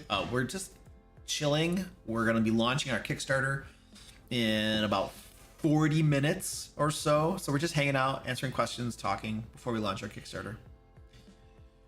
Petition to fund acting classes for Luke's cats. Yeah, that would, I don't think that, I'm not sure that there are, well, you have to have some, like there are cats in movies. So there are some cats that must be quasi-trained to be able to do stuff in movies. Yeah, so you have to be able to train cats because they're in movies. Huh.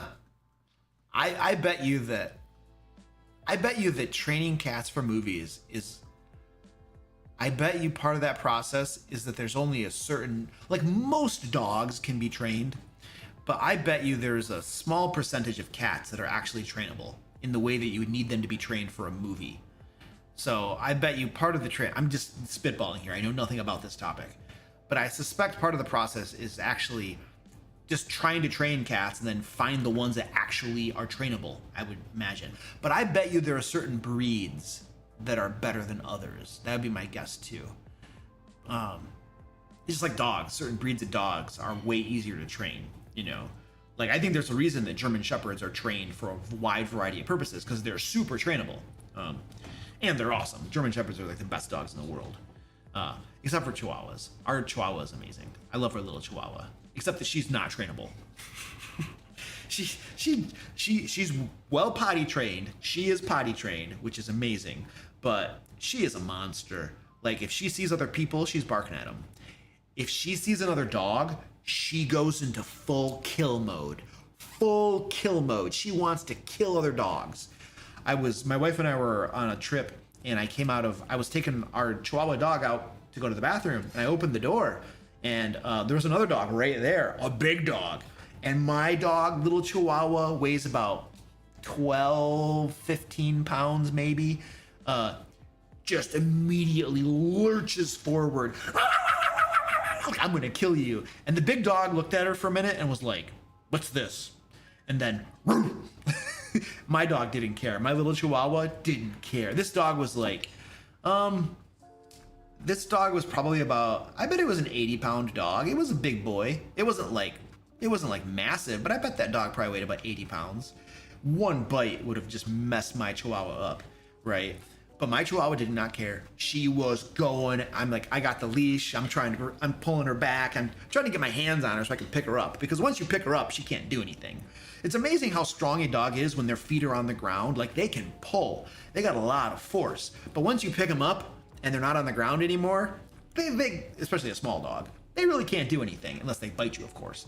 But they're kind of just like, I'm helpless now. My feet are off the ground. So, you know, whenever my dog is doing something like barking or going crazy, the first step is pick the dog up, because then she can't do anything.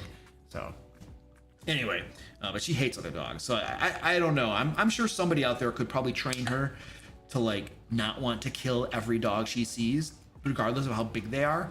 But I think it would be a tall order. It would be very challenging.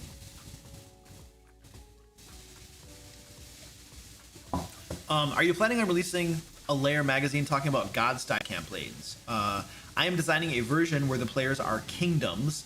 I'm calling it Realmstein. I'd like to see yours for inspiration. So no, we're not doing a Lair magazine talking about that, because Lair magazine does not focus on teaching you how to do things. Lair magazine is more about giving you resources that you can actually use in your games. So it's not exactly what Lair magazine does. However, I do have a video coming out talking about Godstein campaigns. That is going to be coming out in a month or two. I might have already scripted it, or I think I know it's on the schedule. I will absolutely have a video talking about how to run Godstein campaigns. 100% that will happen. It's on the schedule. It may not have been scripted or filmed yet. I can't keep track because I have so many things that I'm doing.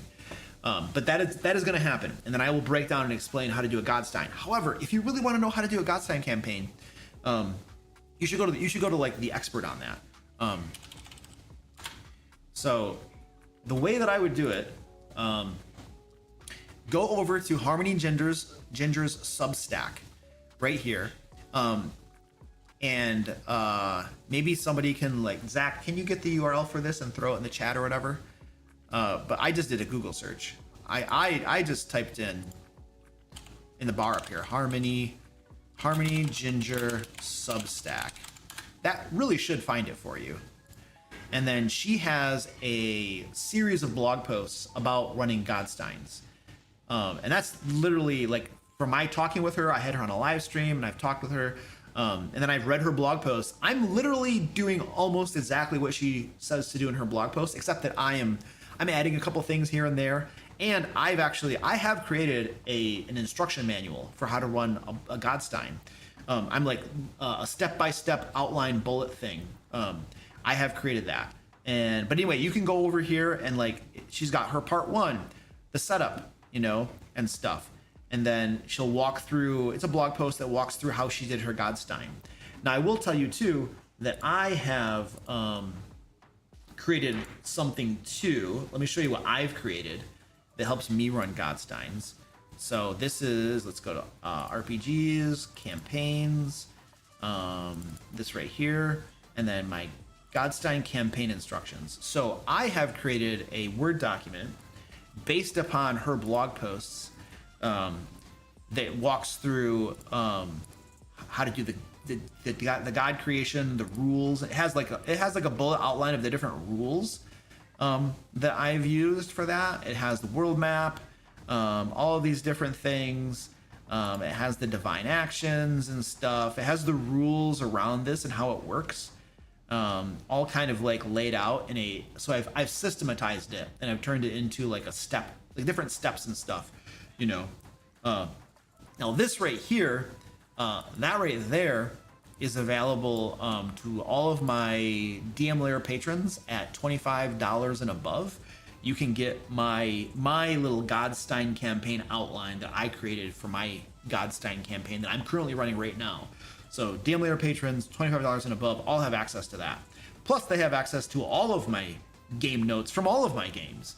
My first Shadow Dark campaign games, my Corvair one-shots, my Hand of Light campaign, my Sword Coast Guard campaign, my Ancient Dragon campaign. Like, all of my Game Master notes from my like campaigns are available to my patrons at $25 and above. You join me on Patreon, and then I will share a Google Drive with you that has like tons of crap in it from my own Game Master note crap. And then included in that is the Godstein stuff, if you want that little thing that I did. Or you could just go over to her blog post that I just showed you, and then what do you want to do? Read her blog posts and stuff. She does a really good job of explaining it. All I did was I took her information and I put it into an outline form that I could like refer to and follow step by step during the actual game itself. So I think the ideal situation is if you want to run a Godstein, I would read her blog posts and then get my little Word document outline thing, because then you can use that as a checklist and instructions to follow. And I did make some tweaks here and there for things as well. So there you go. That would help you with the Godstein if you want to do that. And we're having tons of fun so far. I don't have a video quite yet on a Godstein.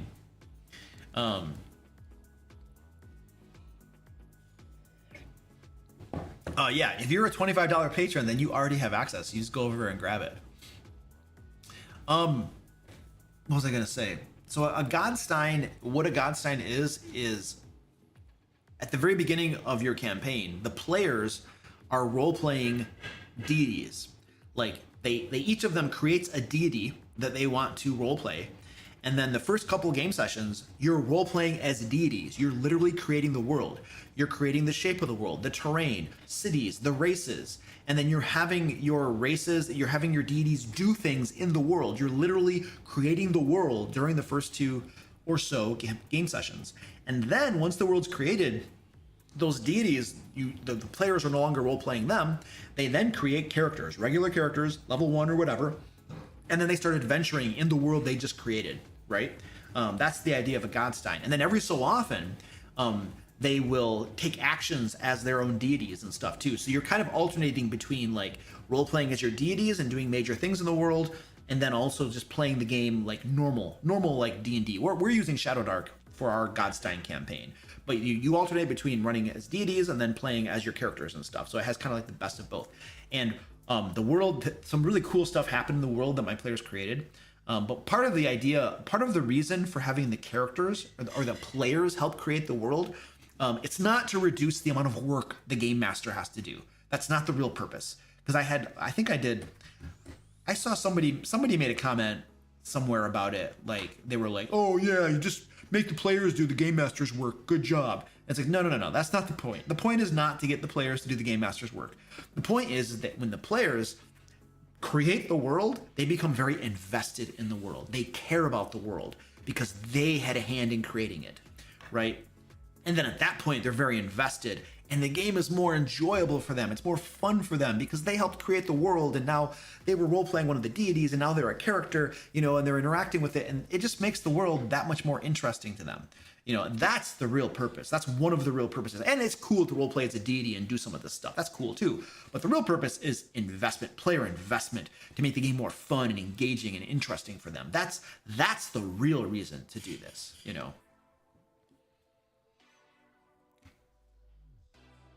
All right, our Kickstarter launches in about a half an hour. Our Kickstarter launches. If you click the link down below in the description, it'll take you over to our pre-launch page. You can get lots of information about the Kickstarter over on our pre-launch page. There'll be a button where you can click to follow the project as well, so you get notified when it launches and stuff. However, this is the wrong page. Where's the updated page? I must be on the wrong page. Oh, no, I'm on the right page. If you back on day one, you're going to get credited in the rulebook. So you'll get your name credited in the rulebook if you back on day one. And then also, if you back within the first 72 hours, you're going to get a free acrylic standee mini, Verith the Fallen Protector. All of our minis, it's been a hot spell since I've shown off the minis, but all of our minis are full color acrylic minis, front and back, full color. Now these minis are prototypes. They're about twice as big as the actual ones that come with the game, so they are rather big. But the actual minis will fit on a 1-inch square on a map. Which is actually one of the bonuses of the game as we're designing it, is you can use almost any dungeon map you have to play the game. So I, for instance, backed a Kickstarter that gave me big, massive, beautiful flip out books of dungeon maps. I could play Dungeon Drifters on one of those maps if I wanted to. So you could do things like, if you have those TVs that project a dungeon map, like the TV is flat and then you play on it, you could project a dungeon map of your choice on there and play the game on the dungeon map of your choice. It's one of the things we designed in this game. We made it versatile, so you could use your own dungeon maps if you wanted to play the game. But my point is that the minis will be 1-inch bases. So these are twice as big as the actual ones, but you will get full color acrylic standee minis front and back with the game. And then if you back in the first 72 hours, you're going to get a free one, Verith the Fallen Protector, included with your pledge. And then the base game, the core game, let's see if we can find this. The core game, Dungeon Drifters, is going to come with 47 acrylic standee miniatures, 110 playing cards, 56 dice. This is a dice building game in many regards. As you defeat monsters and you get their loot, your dice pool is going to get bigger and bigger. You're going to progress from D6s all the way up to D12s, and you're going to go from having 2 dice all the way up to, I've had as many as 7 dice when I've been playing this game before. As many as 7 dice. Can you imagine rolling 7D10 or 7D12? Like a fistful of big dice as you're defeating these monsters. It feels really cool. It feels really cool to be rolling dice like that, you know? And then these are all the little, there are 6 characters in the base game, and these are mock-ups of all of the acrylic minis you're going to get. Now, the artwork for the core game acrylic minis is all done, which is why you can see them all here, you know, but you're going to get all of these. There's 47 of these beautiful, gorgeous things. Obviously, they also come with full color playing cards. Like every single one of them has full color. Like, I mean, I have the whole stack right here. I can fan out the entire stack to just show you all of the full color playing cards that you get with it as well. And then the back sides are just beautiful. Like these are the monster cards, and then these are the loot. Well, I should just give the whole stack. These are the cards from the core game, just the core game. The stack of loot cards. This is what the backs look like, and then the loot itself. We have full color artwork. You know, every single piece of these it's unique artwork, unique loot that you can get as you defeat monsters and power up. And by the way, all of the acrylic minis you're getting, every single one of the acrylic minis is a unique mini. Like, none of these are repeated. You're not getting 5 goblins that look the same. None of that stuff at all. Every single one of these is a unique miniature that you're going to get as well, which I think is really cool. You got 6 goblins here, but every single one of the goblins looks different. And then you have 6 ogres, but they all look different. 6 kobolds, they all look different. So you don't get like the same thing multiple times. So yeah, that's the core game. A bunch of acrylic minis, playing cards, 56 dice as you're chucking these suckers. 2 dungeon maps, 2 dungeons to go through. And as I said, you can use your own dungeon maps for this game. It's super versatile. And then the Gloaming Grove is our expansion. So with the expansion, the expansion is huge. It almost doubles the amount of acrylic standee minis and loot and monsters and everything. It's crazy. You get 6 more playable characters, 40 new monsters. It almost doubles the amount of monsters you get. That's acrylic minis. Those are acrylic standee minis and their playing cards, obviously. 70 new pieces of loot, 2 new dungeons to explore, and we're giving you new mechanics and new challenges. So one of the core concepts of Dungeon Drifters is that the base rules are pretty simple and streamlined to learn to play. You can learn to play the game in about 5 minutes. 10. I should probably say 10. I've explained it in less time, but let's just say 10 to be safe. You can explain the game and learn to play in about 10 minutes and start playing. But one of our mechanics is that we have optional rules and optional mechanics that you can add on to the base game to increase the complexity or the tactical and strategic options and just kind of change things and customize your game experience. So that's one of the things that we've designed into this game. So we'll give you new mechanics and new challenges for the Glowing Grove if you get the expansion. And then let's see, the pledge tiers. So we have the core game is $80. That is the core tier, $80. Now the MSRP is $100, so you will save 20% by just backing us on Kickstarter. Immediately save 20%, and you'll get everything in the core game. And then if you want to get the core game and the Glowing Grove expansion, you're going to save 25%. It'll be just $150 when the MSRP is $200. And you're going to get everything in the core game, all the acrylics, all the cards, all that good stuff, gobs of dice. And then you'll get the Glowing Grove expansion, which has 40 new acrylic minis, all of their cards, all that kind of stuff, 2 new dungeon maps, everything. You're just going to get a crap ton. If we hit all of our stretch goals, if you get both of these and we hit all of our stretch goals, you're going to get over 100 acrylic standee mini monsters. This is one of those games where like the gameplay is fun. Like I think it's really fun and stuff, and I like playing it. But if you only wanted to buy this for the minis, holy crap, it is a crazy value. You're talking like $1.50 a mini. That is bonkers for full color acrylic minis.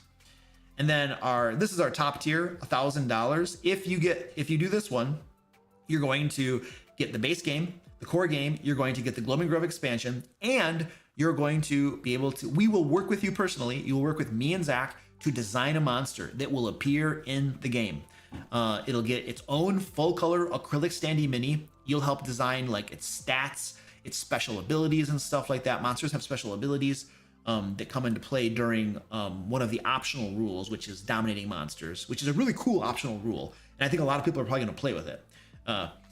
But you'll get to design a monster with us. And then you'll literally have in the game will be a monster you helped us design with professional artwork, all that kind of thing, the whole shebang. So that is our top tier. There's only 5 of those available. So if that's you, if you want to have your own monster, then that is going to be the tier for you. And then you can get them as add-ons too. You know, if you get it as an add-on, you're going to pay the base price MSRP. So don't get the add-ons. Get the tiers. Buy them as tiers. Save a bunch of money. Save tons of money. Buy the games as the tiers. But we put the add-ons here because you do it, I suppose. Some people will probably want it, I guess. We have a couple videos on here that shows you how easy gameplay is. Like, I literally explain the basics of gameplay in 44 seconds.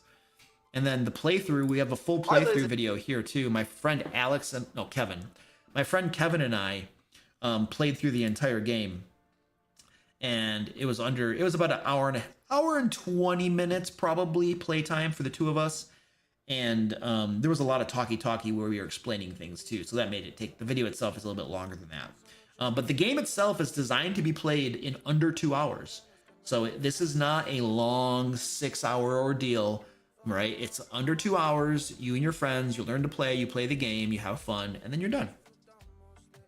And we have stretch goals. Stretch goals will basically just unlock more minis. More acrylic minis will go into the game if we hit the stretch goals. These will go into the core game if we hit these stretch goals. Yeah, that's Goliath Cleric says some things on Kickstarter you do solely because it's something you do on Kickstarter. Yeah. Yep, that's true. Like stretch goals are one of the things that more and more people are not doing on Kickstarter because they don't make any sense anymore. I can go into a whole dissertation on how pointless and dumb stretch goals are, and most backers know it. But it's one of those like vestigial organs of Kickstarter that you still kind of have to do. But more and more people are not doing stretch goals, and they're just saying these are stupid, we're not doing them, or they are having like 1 or 2 stretch goals like that are actually like, if we hit $1 million, we will do this. That's actually cool value. Because the unspoken thing, which a lot of people won't tell you, is that most stretch goals are already planned to be included in the game, and it's just smoke and mirrors. And they're just playing games with you, you know, as you unlock the stretch goals that they already planned on putting in the game. and it's a silly game that almost every Kickstarter plays. And I think a lot of people are just saying this is stupid. Let's not play this dumb game anymore. And eventually that will gain popularity and momentum, and then we won't have to play that dumb game. But right now it's a dumb game that most people have to play on Kickstarter. But I have a feeling that for our next Kickstarter, we're not going to play that dumb game. I'm tired of playing dumb games.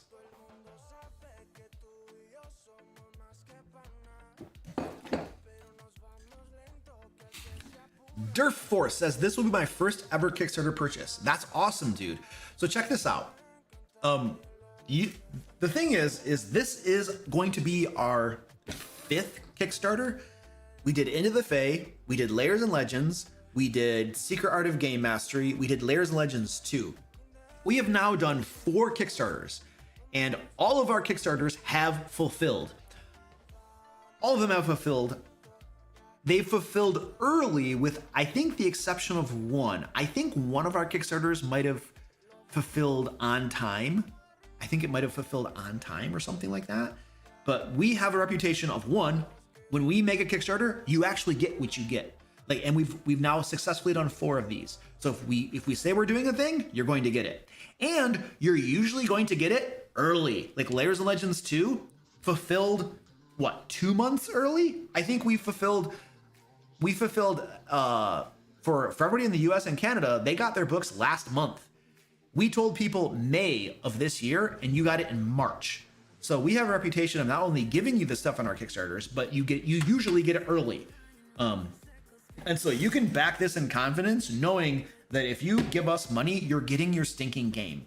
And we don't, yeah. So we have a good reputation for that. On time or early, and you get your crap. So if this is your first Kickstarter, this Kickstarter Dungeon Drifters is a safe place to stinking back and get what you think you're going to get.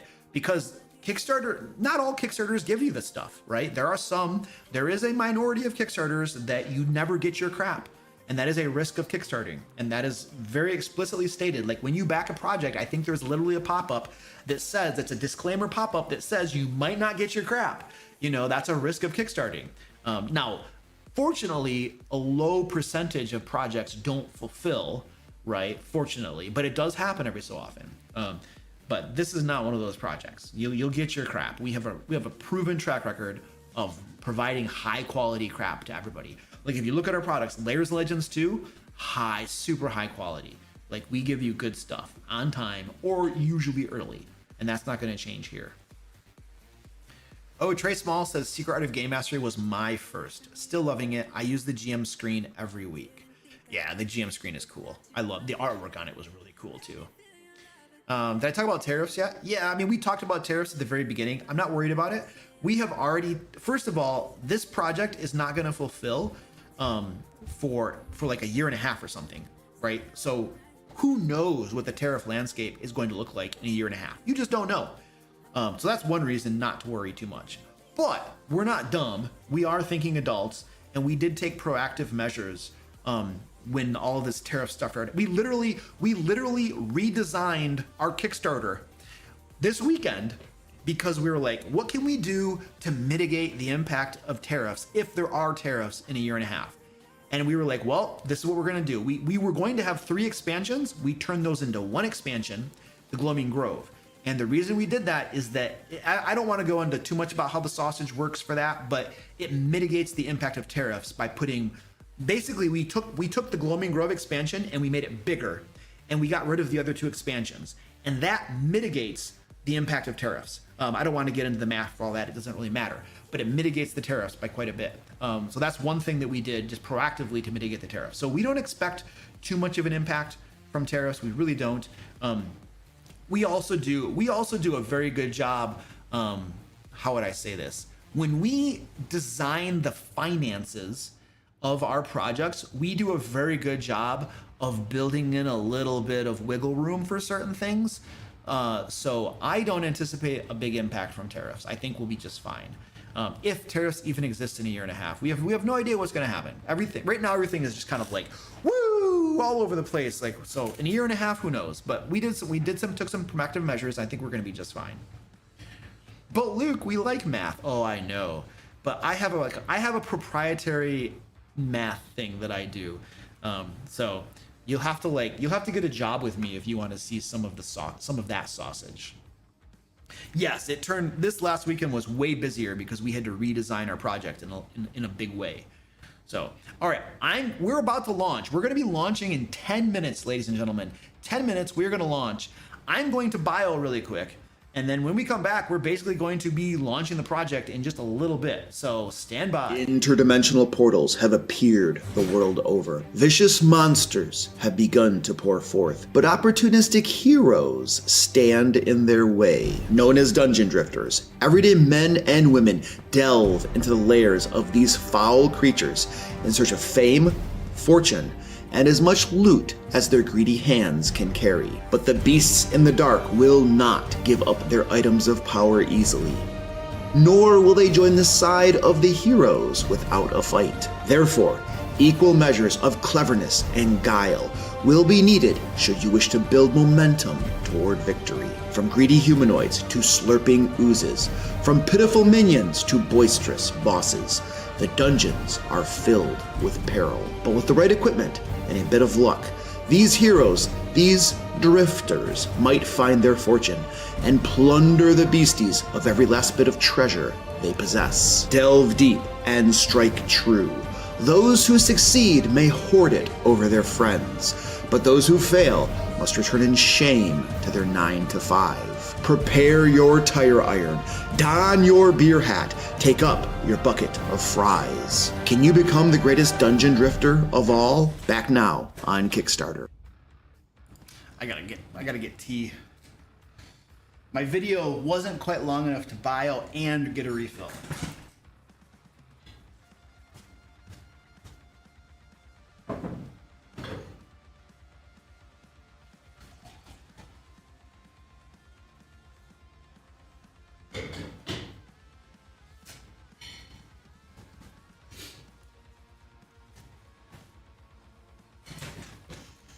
All right, we're going with orange and spice.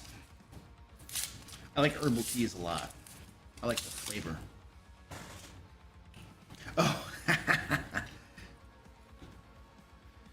check this out. This is Frank's beer hat too, by the way. This is literally one of the pieces of loot you can get in the game. I got a little beer hat and a sticker, so I have Frank's beer hat. I'm not gonna wear this. I would look absolutely ridiculous, but it's literally like, where is it? It's one of the pieces of loot you can get in the game. I just thought it was super cool. So this is Frank's beer hat. I literally have Frank's beer hat. All right. There we go. By the way, if you're at Gen Con and we're playtesting this together at Gen Con, I have stickers that say Dungeon Drifters on them, and I'll give you a sticker, and then I have them in the box right here, and then you can get your own beer hat, put a sticker on it. I don't think there's a lot of people that would really care about that, but I'll just throw that out there for you.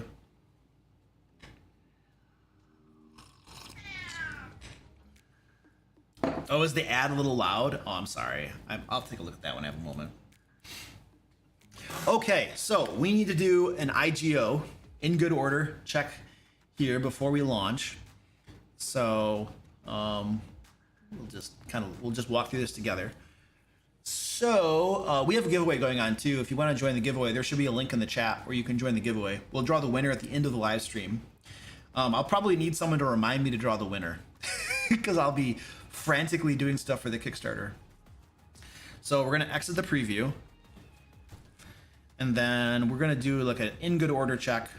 So this is the button we're gonna push.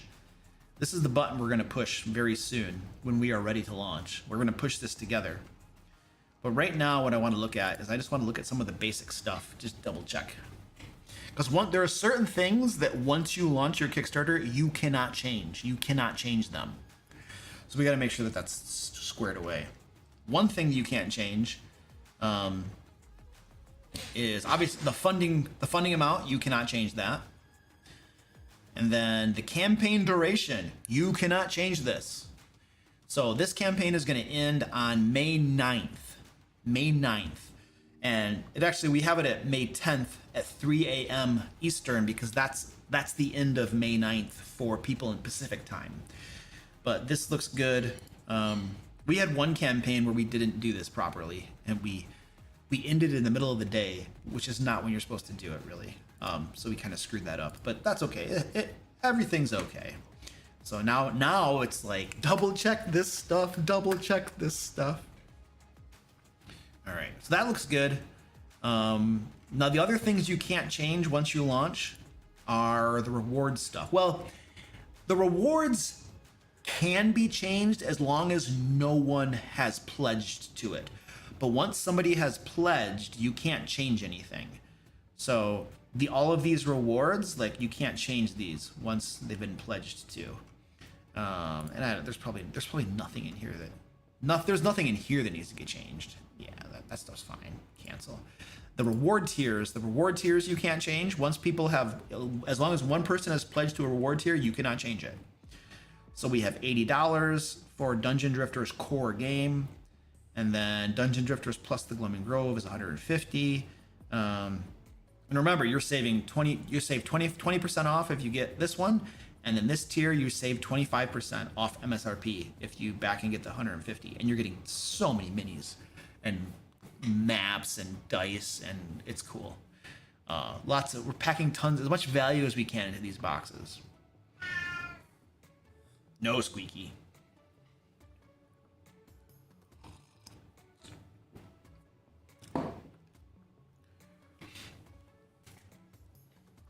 Do I have ads wearing that hat? Yeah, I do have one ad that I was running where I was wearing the beer hat. I did, yeah. We got $1,000. I'm gonna click this just to see. You get the core Dungeon Drifters game plus all stretch goals. Yep, that looks good. And pricing unlimited, all backers, no limit, only physical goods. Estimated delivery May 2027, and then shipping. Yep, that looks good.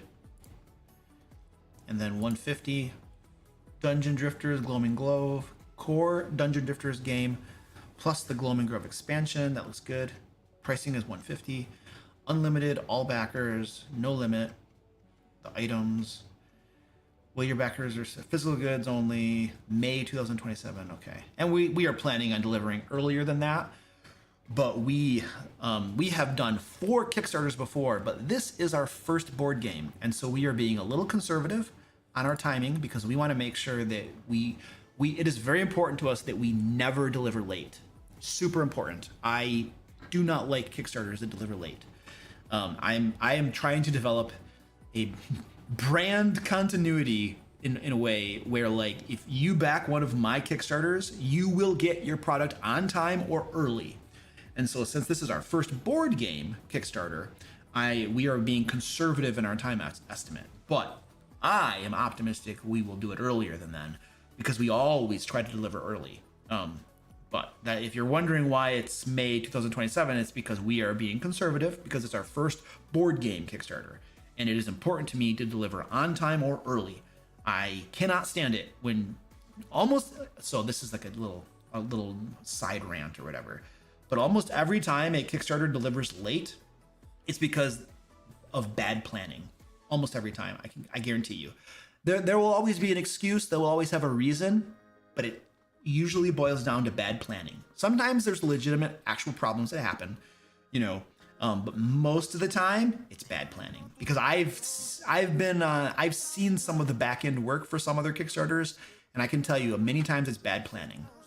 They're overly optimistic and they don't understand the complexities of actually running a project, and then they run over, and that is the truth. Let me see where we at. Copy of Monster, we're at $1,000. Yeah.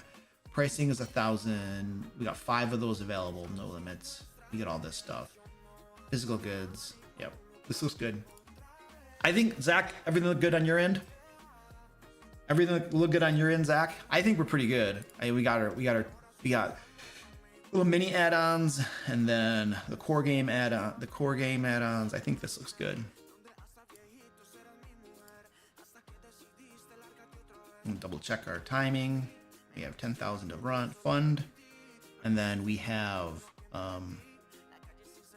May 10th, 2025. That's this year, 3:00 a.m. Yep, I think we're good.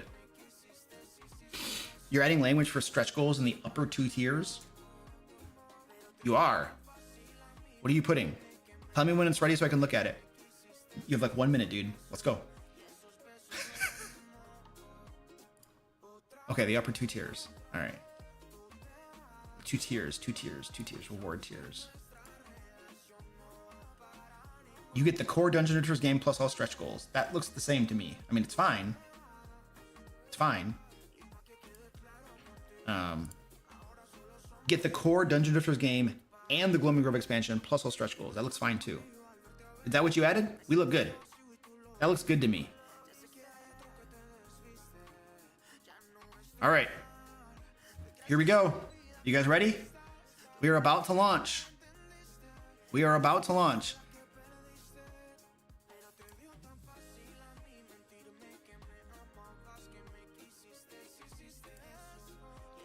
This is the button. As soon as it says 12 o'clock, I'm clicking this button as soon as it says 12 o'clock and we are launching. Here we go, ladies and gentlemen. Here we go. Up, clicking the button. 12 o'clock p.m. Here we go. Your project is now live. All right, head on over. Head on over. This is the worst part. This is the worst part of every project. I gotta do a bunch of stuff too. I gotta make a bunch of posts. All right, I need you, come here. I need you to get out of my way. Cause daddy gotta do some work now. All right, so now basically we're gonna be live for the next hour and I'm just gonna be doing a bunch of work on the Kickstarter and stuff. So let's see, we need to make a Discord post that the Kickstarter is live. So I'm gonna head over to Discord and make a post that the Kickstarter is live. Announcements. Let's see.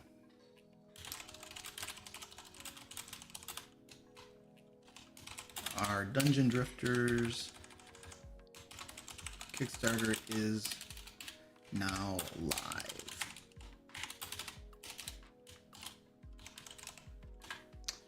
And then let's get a little image over there. Marketing, images, Kickstarter badges added, live now. There we go. Let's add that one there. Oh, I'm gonna need a link. I need a link to it too that I can put for people. Discord.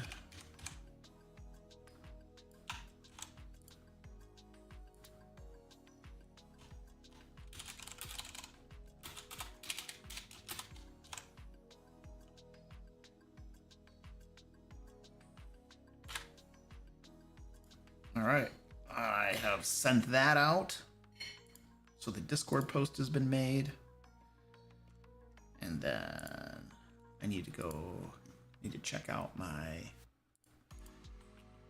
so I made the Discord post.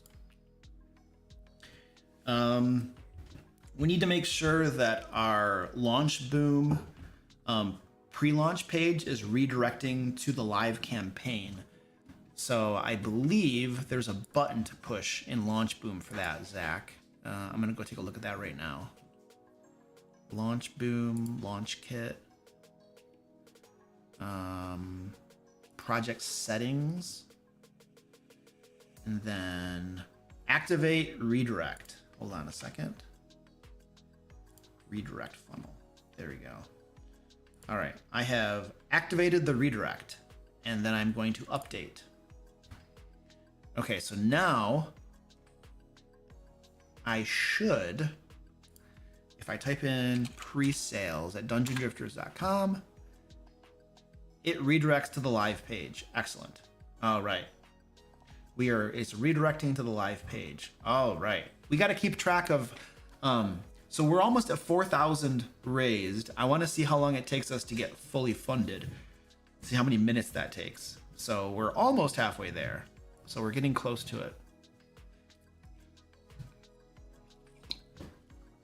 All right, so the redirect is done. And I think so I got that done. And then, okay, so I have a couple Kickstarter updates to put out. Let's see. I need to go into, let's go over here. And then I have a draft here. Go in here.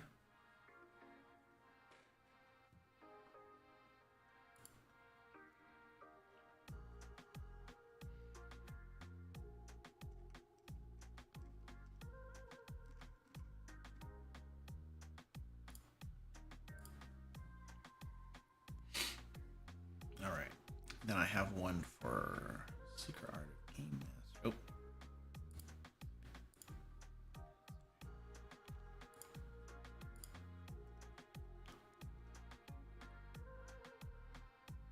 Good. And then I gotta go to Secret Art of Game Mastery.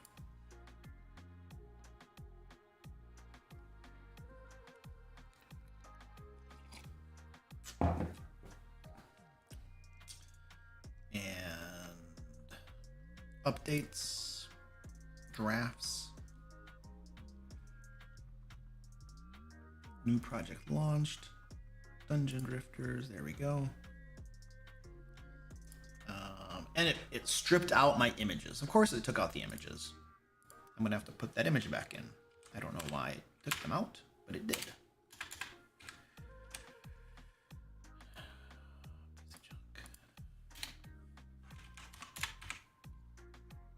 Took out both of my images. I don't know why it strips the images. I really don't.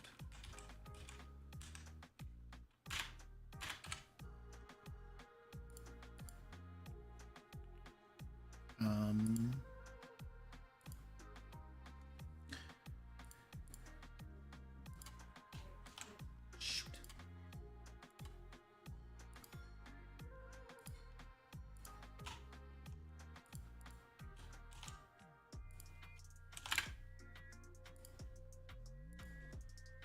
Put an image in. I need an image right here. Where is launch boom? Pre-launch.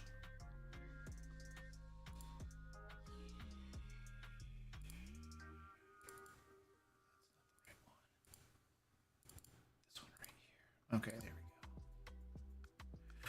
And then I need my custom referral links.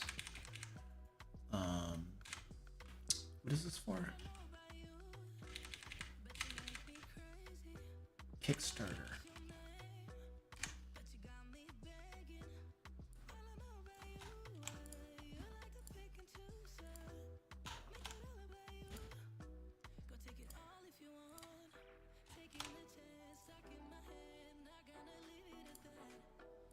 All right.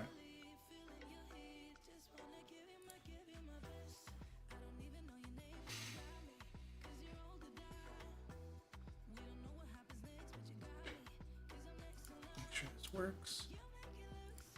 Works. And pin it.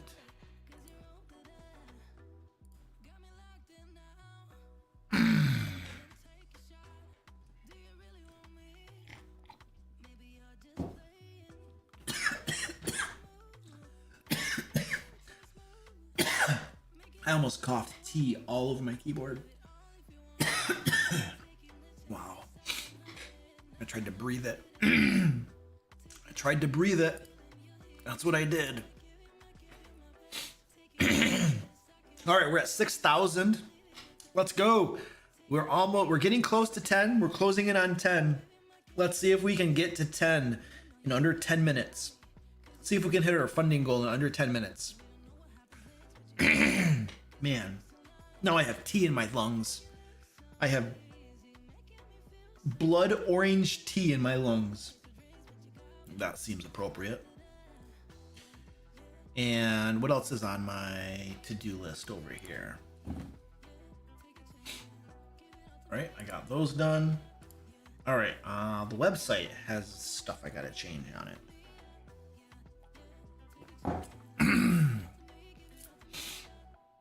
All right, let's go. Oh, there's my website.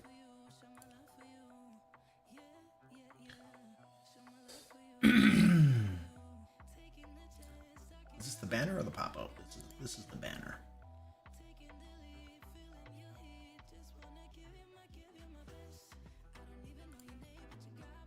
Let's see what this says.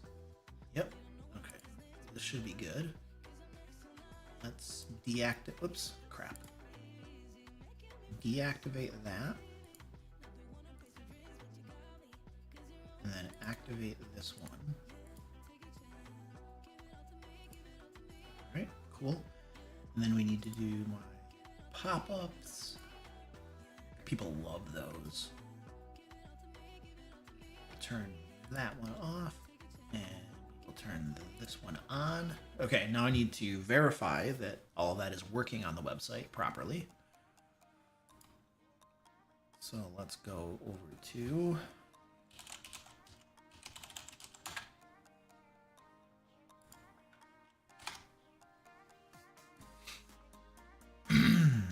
we're closing in on 7,000. We're almost up there. We just ticked over 7,000. So we're closing in on our funding goal. All right. The pop-up is working. If I click it, it takes me to the project. With that. That'll take me there. Okay. And then if I click this, it takes me to the project. Okay, cool. All right, so the website is updated.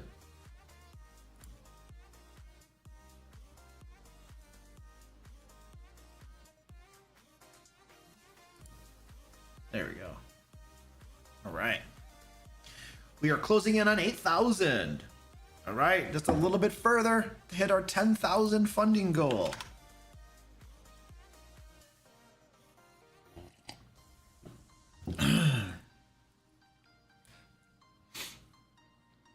And I think I've done all of my, what is this? Oh, I gotta update that.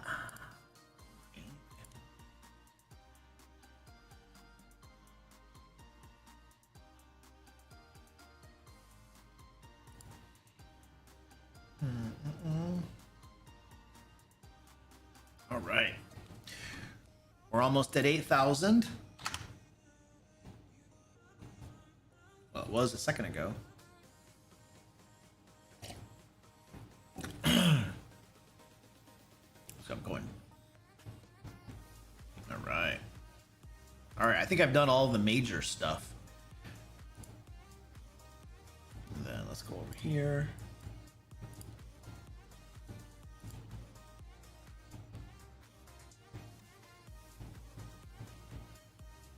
Yeah, I'll update that link on the store right now, Zach.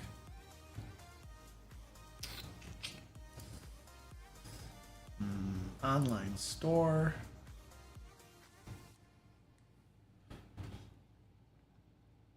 Customize that. Let me find my URL.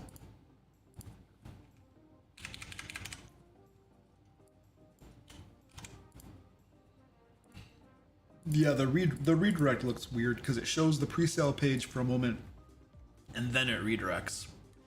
So yeah, it's not absolutely desired behavior. But that might just be how redirects in general tend to work.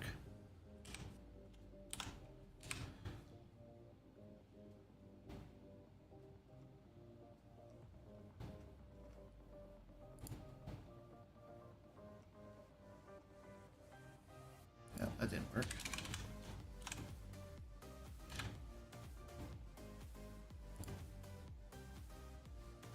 Okay. Oh, I can probably do like a live now too. Let's change the desktop image. Select from library.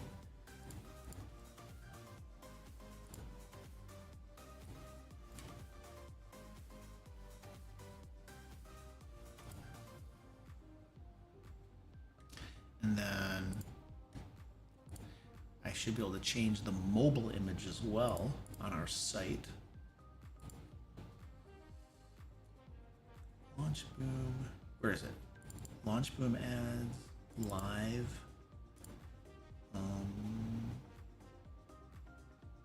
Banner image vertical. I think it's this one. Yeah. Okay. Put that on there. All right.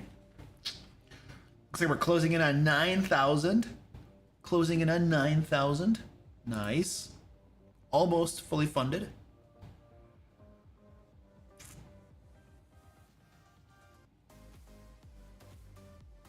All right, looks like that looks good. Mobile.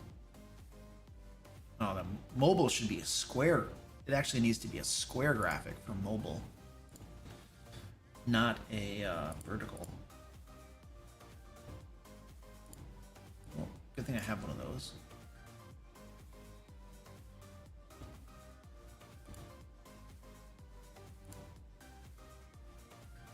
There we go. Now it looks good. So now our website looks good on both computer and mobile. It has the live now image, and it should be redirecting. It should be going to the live page without hitting that redirect first. Let me just double check it. Yep, I got live now. That looks good. And it pops me directly over to the Kickstarter page. All right, it looks good. All right, nice.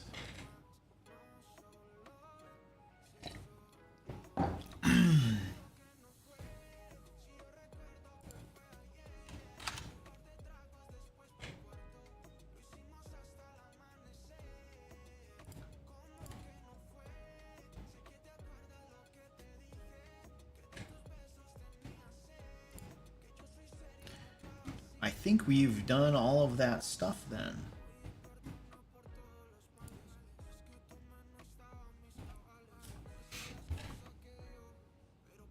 The Rocket Crotch says, you know, nearly dying to a relaxing beverage isn't exactly how I would celebrate a product launch, but to each their own. Yeah. I wasn't celebrating, it was just, I was breathing my tea in. Evan says, while we're on Kickstarters, I wanted to say I can see an improvement in the quality of your Layers and Legends 2 set over even the Layers and Legends 1. I bought the standard edition because I like those covers better. Yeah, I mean, every Kickstarter we do, we get better at it. We get higher quality, absolutely. Every single time it's better quality. And yeah, if you put Layers and Legends 1 side by side to Layers and Legends 2, yeah, Layers and Legends 2 is just higher quality because we get better at what we do. Yep, and then Layers and Legends 3 will come out eventually. I don't know, it might be next year or something, but when Layers and Legends 3 does come out, yeah, it'll be way better than anything else because we just get better at it. Joshua Beatum, what up, dude? How you doing, man? Drinking tea is preferred to aspirating it? Yes, 100% agree.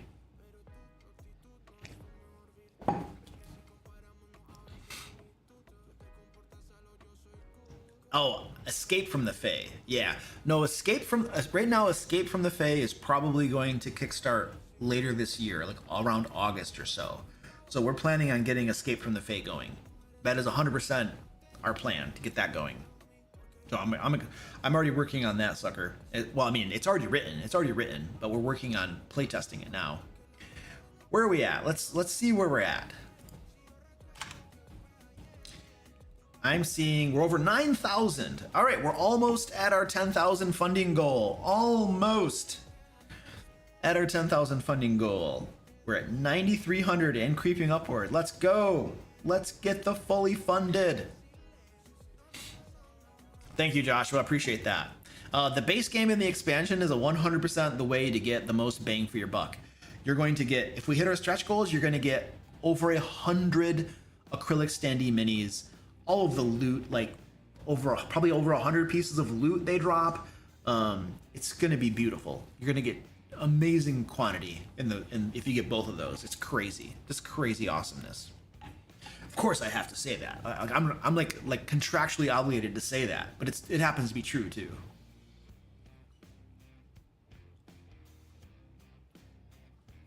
All right, we're almost at 9,500. Let's get that funded.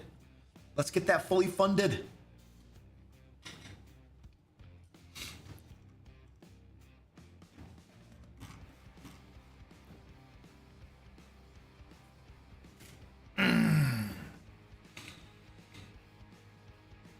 Oh, Thorin says, a little below my payment information, it says backer 2 in my email. Nice. That's impressive.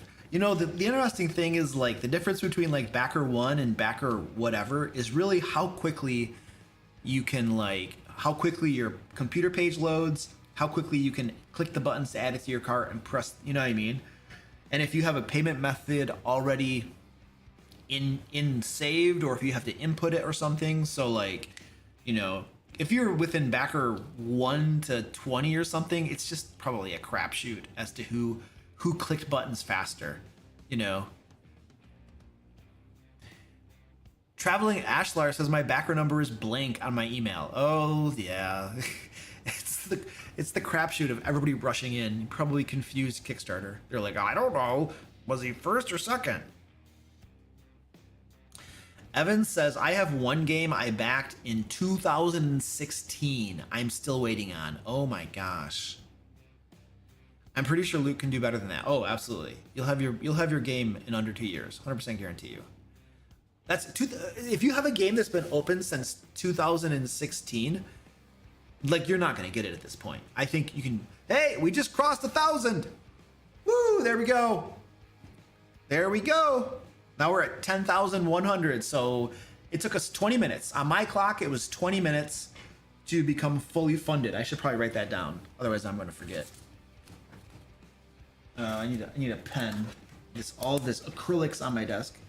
So funded in 20 minutes. There we go. All right, let's keep it going. I gotta find a place to put the pen. So you're coughing up blood, orange tea? I mean, it is orange. It is orange tea. So yeah, if I cough it up, it would... I still have tea in my lungs. I can still feel the tea in my lungs. At some point that'll, like, clear out somehow. I don't know if it absorbs in there or what happens, but eventually the tea will get out of my lungs.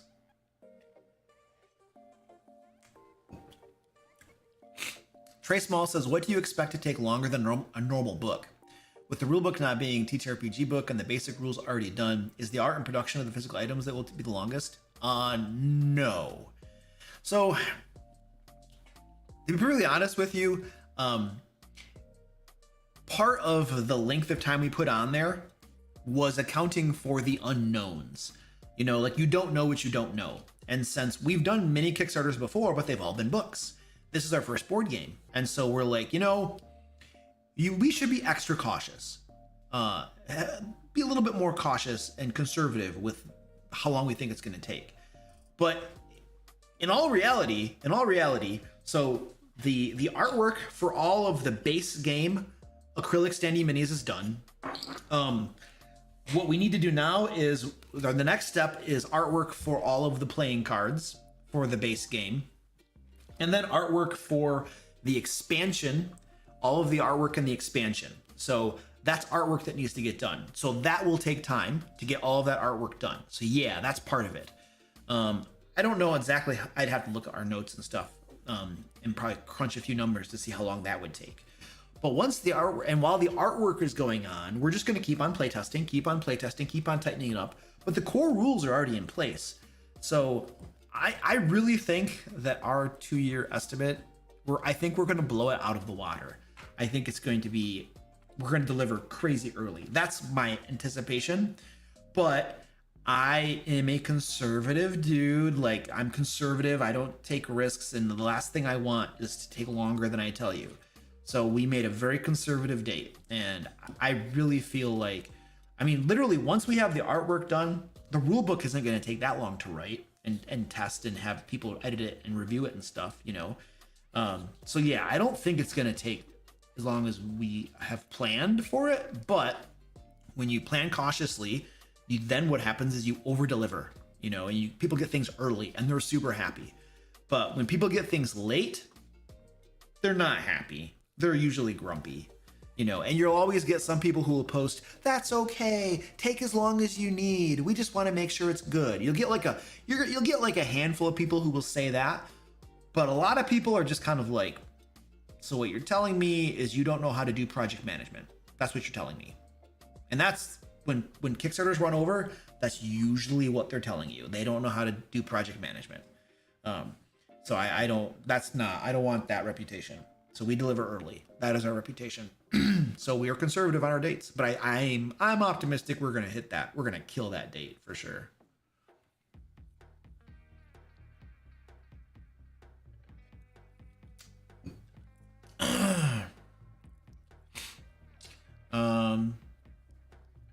Goliath says, no matter how many posts that it's okay, there is a much larger segment that rolls their eyes and decides they'll wait to buy your stuff until after your next project. Yeah. Yep.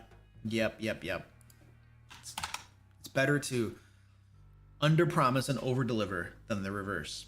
Yeah, we're at 11,000 now, continuing to slowly march upwards. So we are totally funded, already totally funded. So now we get to see what we hit. So we need to send out we're supposed to send out a BackerKit launch email saying that we are fully funded. Do we have that drafted already? Do we have that drafted? Let me see. I'm going to pull up our master marketing tracker. And I don't think we have that. We don't have that drafted quite yet. Zach, can you, if you're not doing anything else, hold on a second. Okay. So I will take a look at the fully funded update for Kickstarter itself. Zach, if you want to go into BackerKit launch and start drafting an email, it's basically, we're supposed to send out a fully funded email, that includes a reminder of the early bird special, the free mini and stuff. If you can draft that in BackerKit launch, I will get the Kickstarter update drafted. Okay, and then we're gonna take this down, take that down right there. Are you feeling less nervous now that it's all funded? No. Now it's like, how well is it gonna fund? Because you know, after the first 2 days of your Kickstarter, you know exactly how much your Kickstarter is going to make, give or take. And so after today and tomorrow, I'm basically going to be able to take that number, double it, and that's probably going to be what my Kickstarter will make total. You know what I mean? And then at that point, you know, because like we as a business, we make probably half of our yearly revenue from these Kickstarters. Right. So like when I'm looking at my business operating expenses and stuff, like our Kickstarters are half of those operating expenses. Of half of our revenue. I shouldn't say half of our operating expenses. That's not true. Half of our revenue is from our Kickstarters. Right. And so after 2 days of this, I'm going to know roughly what I'm going to make from this Kickstarter. And then I can look at my yearly revenue forecasting and operating expenses and planning and stuff. You know what I mean? So what was the question? Are you feeling less nervous? Oh, no. So no, I'm not feeling less nervous right now. In 3 days, I will either be calm and happy and satisfied, or I will be, oh crap. Or I will be amazed because we did better than I anticipated. So in 3 days, Luke will either be like depressed, satisfied, or exuberant. So you'll get one of 3 Lukes, one of 3 different Lukes in 3 days. So like right now, fully funded means nothing. It means nothing. Not for me when I'm looking at like running the business as a whole, you know. So okay, now we're gonna do an update. Let's see. I need to get rid of this. I got to do a Kickstarter update, and I got distracted because that's what I do. Goliath has a bottle of sake waiting to be opened to either celebrate or forget. Which one is to be determined? Yeah.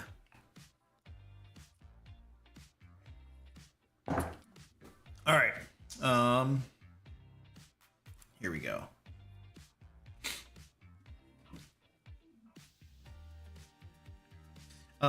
There's a problem with the first graphic on the post. It's got a typo in it. Where do I find the graphics so I can update the graphics? So I could probably share screen so you guys can see what I'm doing. But I'm working on putting out the first post, and there's a typo right here. It should say Dungeon Drifters is off to a fantastic start because of you. So I need to find those graphics, which I think I know where the update graphics are. PSD files. I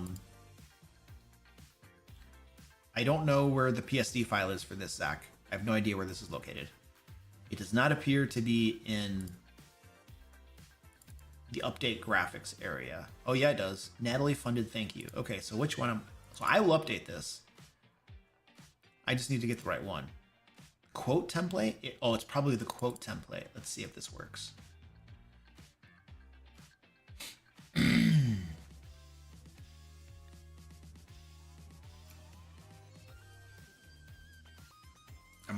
I'm almost out of tea. I have a little bit of tea left. All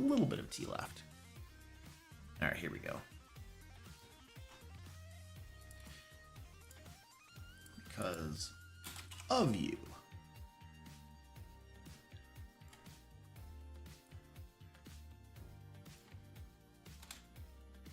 And then, thank you all for your support. Dungeon Drifters off to a fantastic start because of you.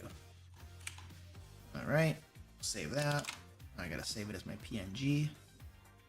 We're saving as a PNG. And downloads. I'll just throw it in my downloads. This is Natalie funded, thank you. All right, save. All right, now I gotta put that sucker right here. So now I need to open up my downloads folder. Downloads, Natalie funded, thank you. That's gonna be my PNG. So I'm gonna copy that over to there. All right, I don't need that anymore. Now I'm going to update this. With Natalie funded, thank you, right there. All right. All right, now I can read the rest of it. Thank you all for your support as we launch Dungeon Drifters. It means the world to us, and we honestly cannot express our gratitude for all of you.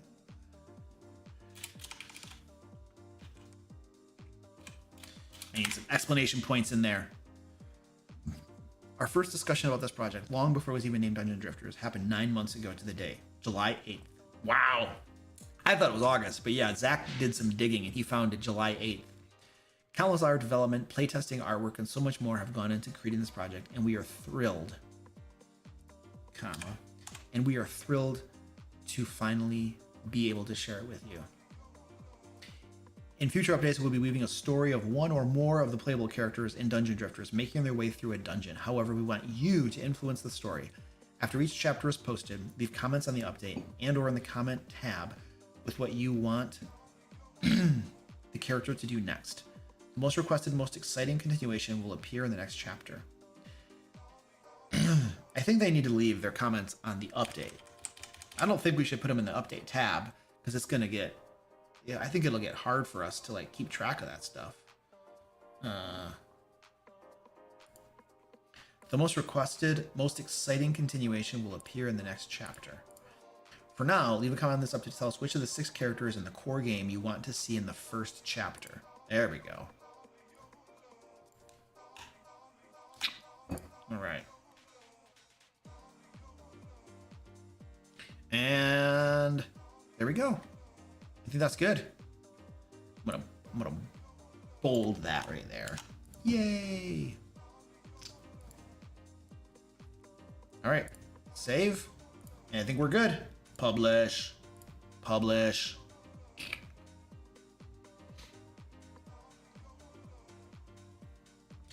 Excellent. All right, everybody go leave a comment on the update. Go leave a comment on the update. Yay. All right. I have to go bio. I'll be back. Interdimensional portals have appeared the world over. Vicious monsters have begun to pour forth, but opportunistic heroes stand in their way. Known as dungeon drifters, everyday men and women delve into the lairs of these foul creatures in search of fame, fortune, and as much loot as their greedy hands can carry. But the beasts in the dark will not give up their items of power easily. Nor will they join the side of the heroes without a fight. Therefore, equal measures of cleverness and guile will be needed should you wish to build momentum toward victory. From greedy humanoids to slurping oozes, from pitiful minions to boisterous bosses, the dungeons are filled with peril. But with the right equipment and a bit of luck, these heroes, these drifters, might find their fortune and plunder the beasties of every last bit of treasure they possess. Delve deep and strike true. Those who succeed may hoard it over their friends, but those who fail must return in shame to their 9 to 5. Prepare your tire iron, don your beer hat, take up your bucket of fries. Can you become the greatest dungeon drifter of all? Back now on Kickstarter. All right, back.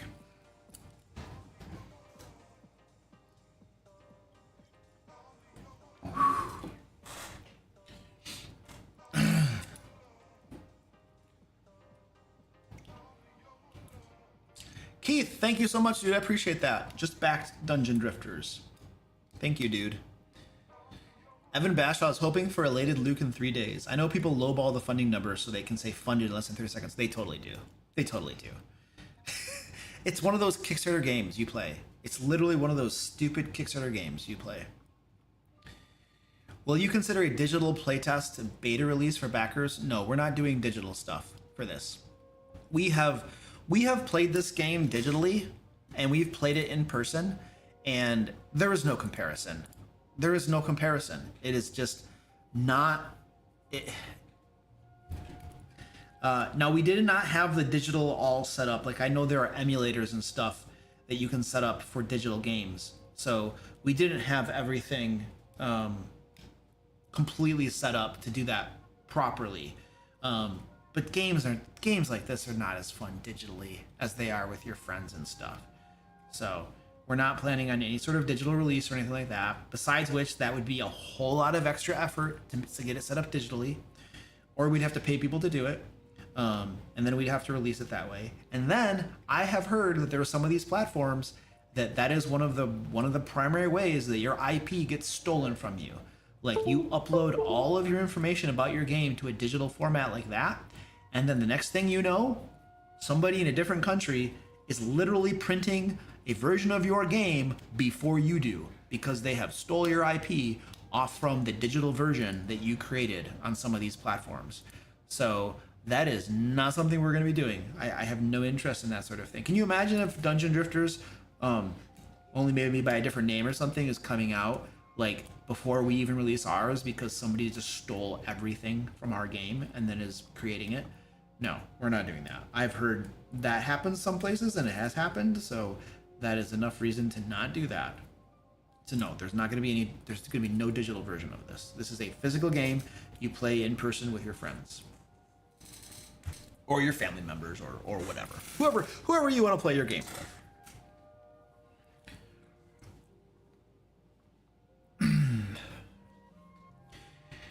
Do you need to somehow link my Kickstarter to the reservation thing? You shouldn't need to. As long as you place your reservation with the same email that you back the Kickstarter with, then you should be fine.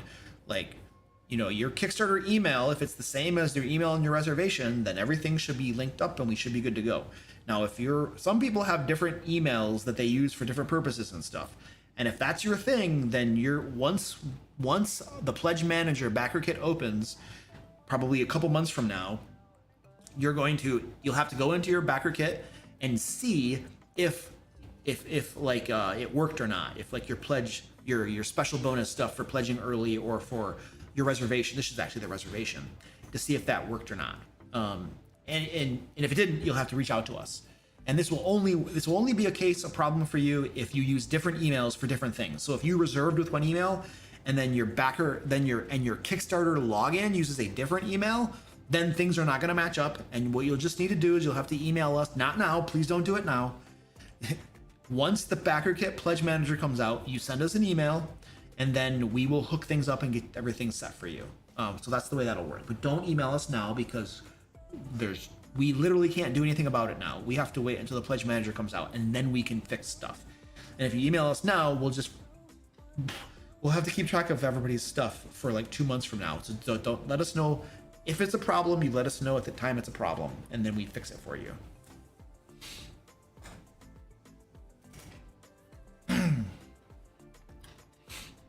Traveling Ashlar says, I look forward to playing this at Gen Con. Yeah, dude. I don't know if our events have been accepted yet, but once we are planning on running this game at Gen Con. Zach and I will both be there running the game. That is the plan. Yeah. You when that time comes, Dreams and Any, you just send us an email, and then we'll figure it out. Rocket Crotch, do not tell people to email me now. He's intentionally being a punk. Which I suppose is fair, because I call him Rocket Crotch. But he keeps coming back, so he must be okay with it. If he were like deeply offended, he wouldn't be here week after week with me calling him Rocket Crotch. Oh, did we cross over 100 backers? What are we at? We're closing in on 15,000. Closing in on 15,000. That's pretty cool. Let's see where we can go. Let's see where we can go by the day. I'm really hungry.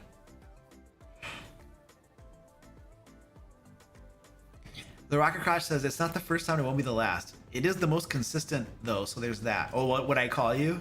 Yeah. I'm always very consistent with what I call you. There's other people whose names I screw up or say wrong or say differently every time. Yeah. No, celebrate with bacon? No. You know how my wife and I will celebrate? Like, if my wife and I are going to celebrate, we will celebrate by going to the casino. We like to go to the casino. We don't spend a lot of money there. We are very stingy low rollers. My wife loves playing the slot machine. She'll find the cheapest slot machine she can, usually 30 cents, and she will make $20 go for hours sometimes. It is amazing. And then I love craps, so I'll go to the craps table, and I will $5 craps table, and I usually have like a $200 bankroll, and sometimes I lose $100. Sometimes I break even. Sometimes I win. That doesn't happen very often because I'm a very conservative player. I mostly play for table time. I'm not actually trying to win, so I'm not making risky gambles or anything. I'm mostly very conservative player. I'm there for table time. So I usually either break even or lose a tiny bit. So that's how we celebrate though. So I say go to the casino, but we usually don't win a lot nor lose a lot because we just are very conservative. But that's what we enjoy doing. Just go. That's how we have fun. Oh yeah, we have $5 craps tables. I'm in Michigan, so there are $5 craps tables all over the place. Now there's one casino that's in a populated place that almost never has $5 tables. It's almost always 10, and I just don't go there. I go to the ones that have $5 tables. There's one up north that sometimes has the table's a $3 table sometimes. Yeah, I would not. Well, that's the thing. I mean, the more populated the area is, the more the minimum is going to be on the craps table, because they're looking for turnover. They want table turnover. They don't want a person to be able to show up like I do with $200 and literally play for 4 hours. And then I broke even, and I could keep on playing. I could probably, the way I play, I could probably take $200 and play the entire day. They don't want that. They want someone to show up with $200. If you only have $200, they want you to lose that in like 20 minutes or something, gone. And so when you raise your table limits to $10 or $15, people lose their money a lot faster. And so you get more turnover, which means the casino makes more money because more players come through, more players lose their money, and most players lose their money. More players lose their money, the casino makes more money. So that's why they put those higher table limits when you have lots of players, because you can't, if you have 12 people packed out at a table and they're all there for 4 hours, the casino's not making much money. So you want those people to run out of money and leave so new people can come in.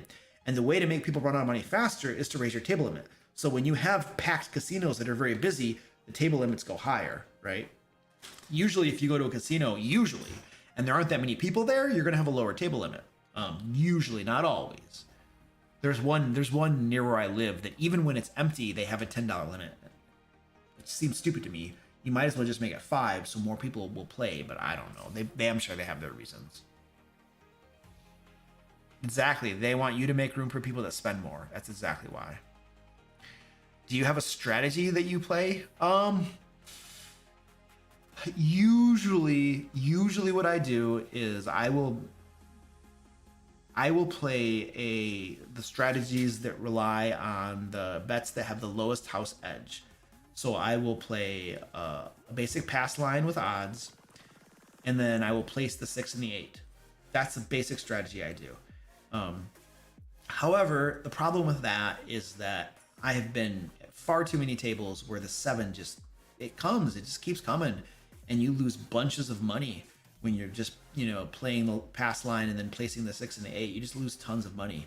And so yesterday what I was doing is I was playing the don't. I was putting a $5 don't and then just one-time odds. So if I had a $5 don't, and then if the point was established at a 6, I would put $6 in odds. So very, very basic, and I played that game. I was there for about 4 hours and I broke even.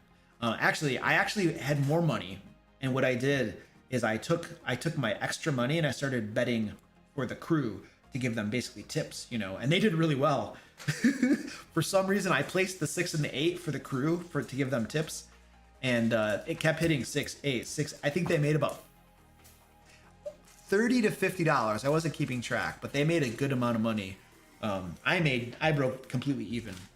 I didn't make any money, but they got some tips off from it. So I always when possible, I like to give tips to the crew at the dealers at the table, because I go to the craps table at the casino to hang out and have fun and relax and be around people, and so if the dealers are friendly and nice, then that makes my game experience more enjoyable. And if the dealers know that I tip when I win, or in this case when I break even, then they're gonna be more inclined to be friendly toward me, and so I want to what do you want to say, cultivate that kind of relationship or whatever.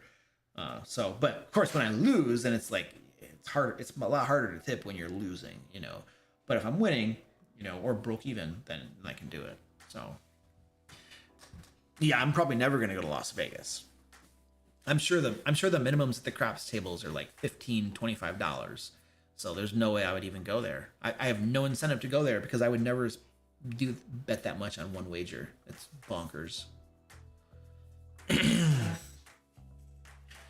Glad you understand casinos. Oh, you mean like how you lose all your money? Does my wife play Dungeons and Dragons? No. She played it once with me, but that was it. That's not her thing. Oh, the backer kit email is ready for me to send. Okay, I'm going to review and send that.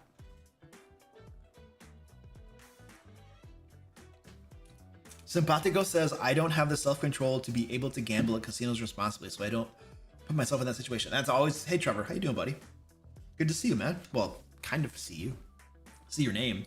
That's the smart thing to do. If you can't gamble responsibly, then don't go there. Do not put yourself in that situation. There was part of the fun, I'll be honest with you, part of the fun of going to the casino craps table is seeing people come and do really stupid stuff. Like, this was about a month ago. A young kid came. He probably is 18 years old. He's legally able to gamble.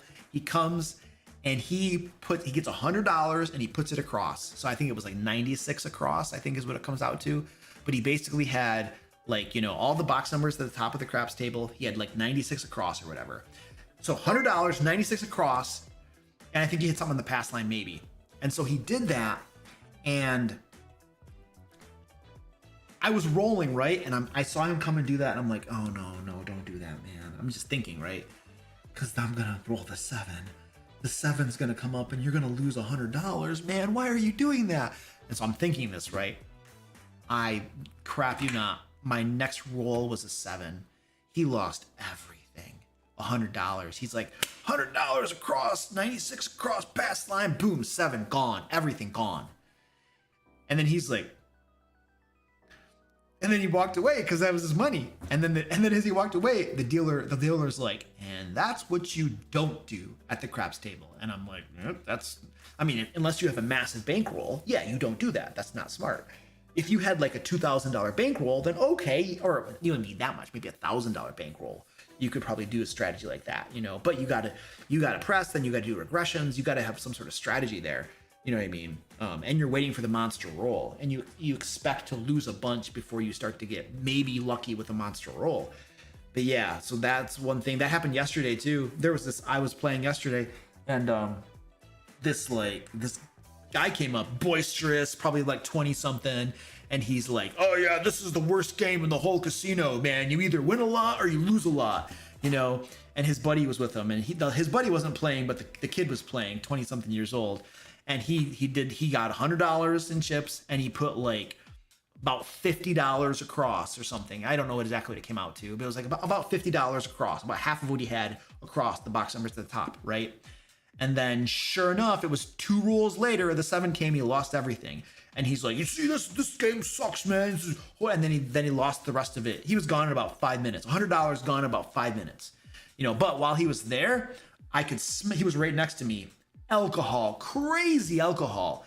And I'm just like, dude, you do not, getting drunk and gambling is probably one of the stupidest things you can do, because your inhibitions are gone and you're just losing money and you're making bad decisions and bad bets. Well, that kid didn't even know how the game worked either. He was just being a complete idiot. So he's drunk, doesn't understand the game, throwing away money, and he's sitting there and he's like, this is the worst game in the casino. Actually, for anybody who knows, the correct bets in craps, or the best bets in the craps table, are actually the best bets in the entire casino.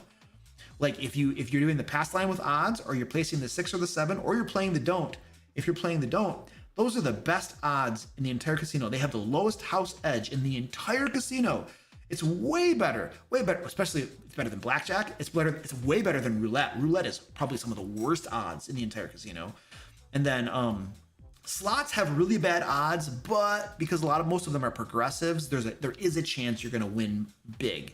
So sometimes you do well in slots, but slots have horrible odds too. So like craps, if you bet properly in craps, it has some of the very best odds and the lowest house edge in the entire casino if you do the right ones. Now, if you're an idiot, like yesterday there was a couple guys that came over that were just stupid. If you look at the craps table, there's the two wings, and then there's the middle of the table. Almost everything in the middle of the table has the highest house edge, like a house edge in the 10% and above. Like, they're very bad bets. The probability of hitting is very bad, and you're gonna mostly lose money. So two yahoos came. They were both in their 40s or 50s or something, but just complete morons. And everything is like, you know, everything was in the middle. All their bets, they were putting all their bets in the middle. And the dude was there for about under an hour, and eventually he ended up leaving. And before he left, though, he said something to his buddy. He was like, man, I've only got $200 left out of 900. And I'm just like, I'm thinking, well, you're a moron. You're doing all of the bad bets. Like, you're literally you're picking the worst bets on the entire table, and you're putting all your money there, man. That's why you're losing everything. So I don't know, man. There's just people, they don't, I guess they don't understand, or they don't care, or I don't know, but people make really bad bets. It's crazy. It's really crazy. Oh, my dog might have been down here. Anyway, there's a reason a lot of casinos offer free drinks. None of the casinos in Michigan where I live offer free drinks. I mean, you can get pop and stuff, but alcoholic beverages, they do not offer them for free. You have to pay for them. I don't know. That might be a state law or something. I'm not sure because yeah, I feel like if they offered free drinks, like they'd probably make more money. So it might be a state law, which I think is a good idea. Because man, if you can just offer free drinks so that people will make stupid decisions in a casino, yeah, you're printing money almost at that point. So yeah. Okay, I need to send an email. Oh, you might also have to be at the higher limit tables. I've never been to one though. Yeah, that's possible too. I gotta send the backer kit email. Individuals are smart, but the masses are stupid. All right, I gotta go over the backer kit. I gotta send an email out to backer kit. Let's see. Backer kit dashboard. Going into launch. Email campaigns.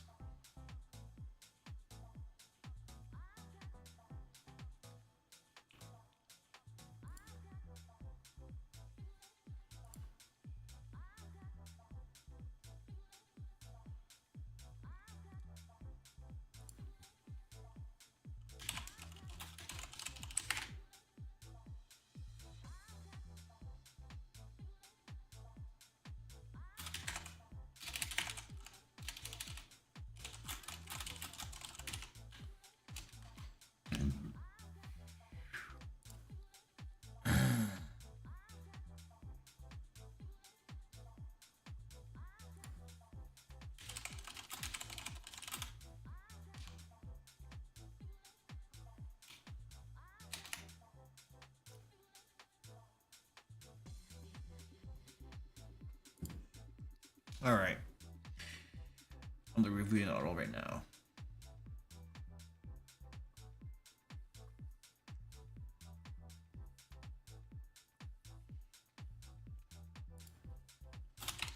I gotta do some wordsmithing on this. You might as well watch while I'm doing it. We have a giveaway going on too. There should be a link in the chat. And Cardoer, by the way, thank you for the super chat, dude. I appreciate that.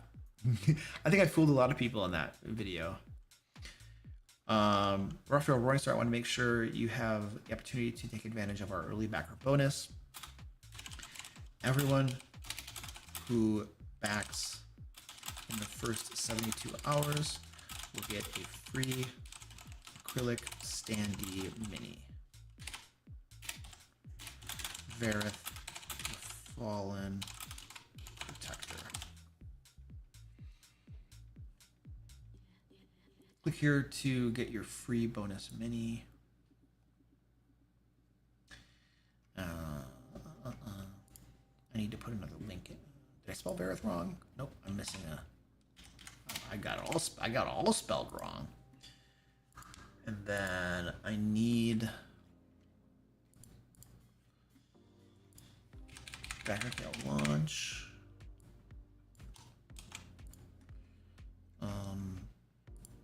These images need to have links on them. Will you calm down? Save it.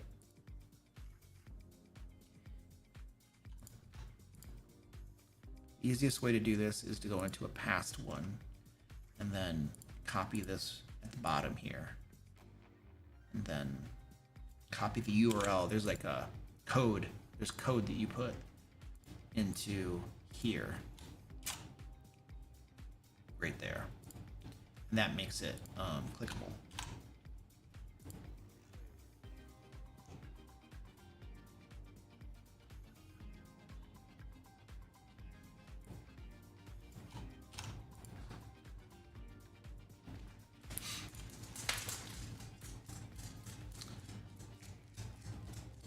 All right, I think that's good.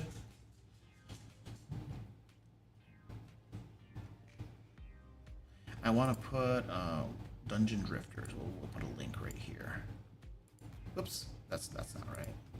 Link right there. Link. Oops. Backer kit launch. Link right there. Link.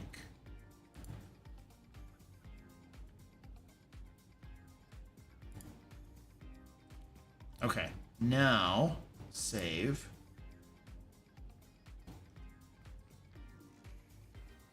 I want to send a test email.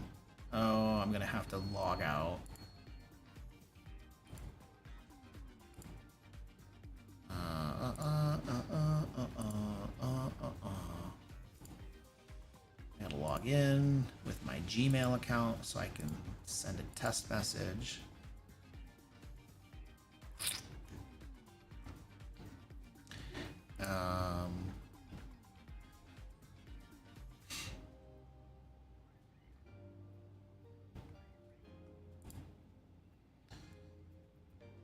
Where am I? There we go. Sign up for the giveaway, folks, if you haven't done so. We're about to draw the winners to the giveaway in just a little bit, as soon as I get this email sent out. I gotta do a test email to myself. There we go. Send your test email.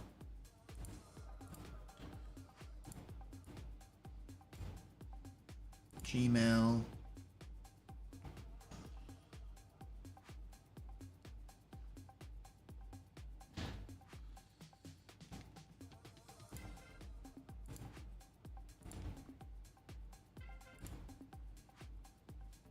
I'm waiting for it to send to my Gmail account.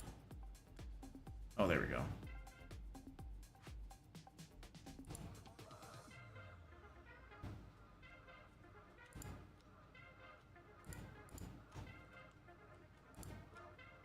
Oh, I want to put my name at the bottom of this. Looks good, looks good, looks good.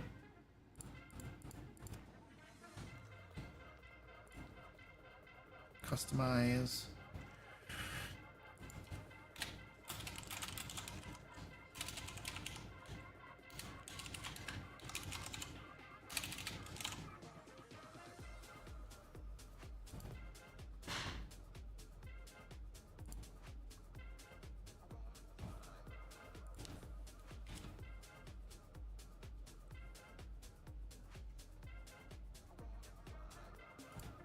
All right, I think it's good to go.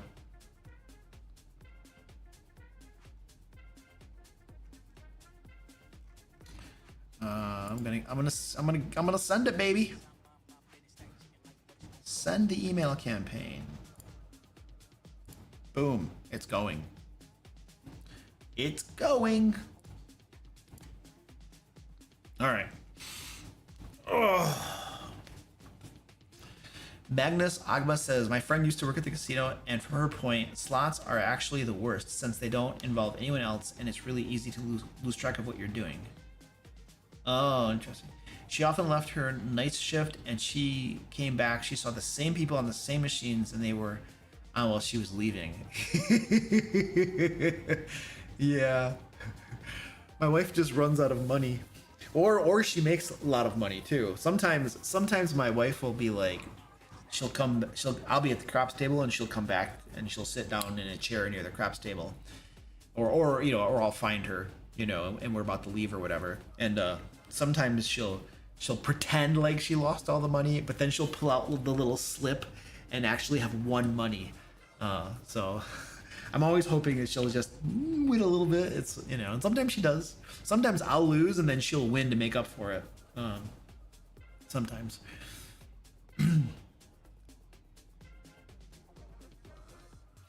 All right, what are we doing? We're gonna draw the winner to the giveaway. Drawing the winner to the giveaway, and then we're done. So let's go into the giveaway, and we're gonna draw a winner. I'm drawing the winner right now. Okay, Xavier from Quebec, Canada. Xavier from Quebec, Canada, you are the winner of the giveaway. I will send you an email. We'll get you hooked up with $50 DM Lair store credit. Congratulations, dude. All right, ladies and gentlemen, I'm done. I'm out of here. I got to go do some more stuff for the Kickstarter. But thanks for hanging out. It has been fun. And we'll see you next. This Thursday. I have another live stream this Thursday that I'll be at, where you guys can all hang out with me. So we'll see you then. All right, I'm out of here.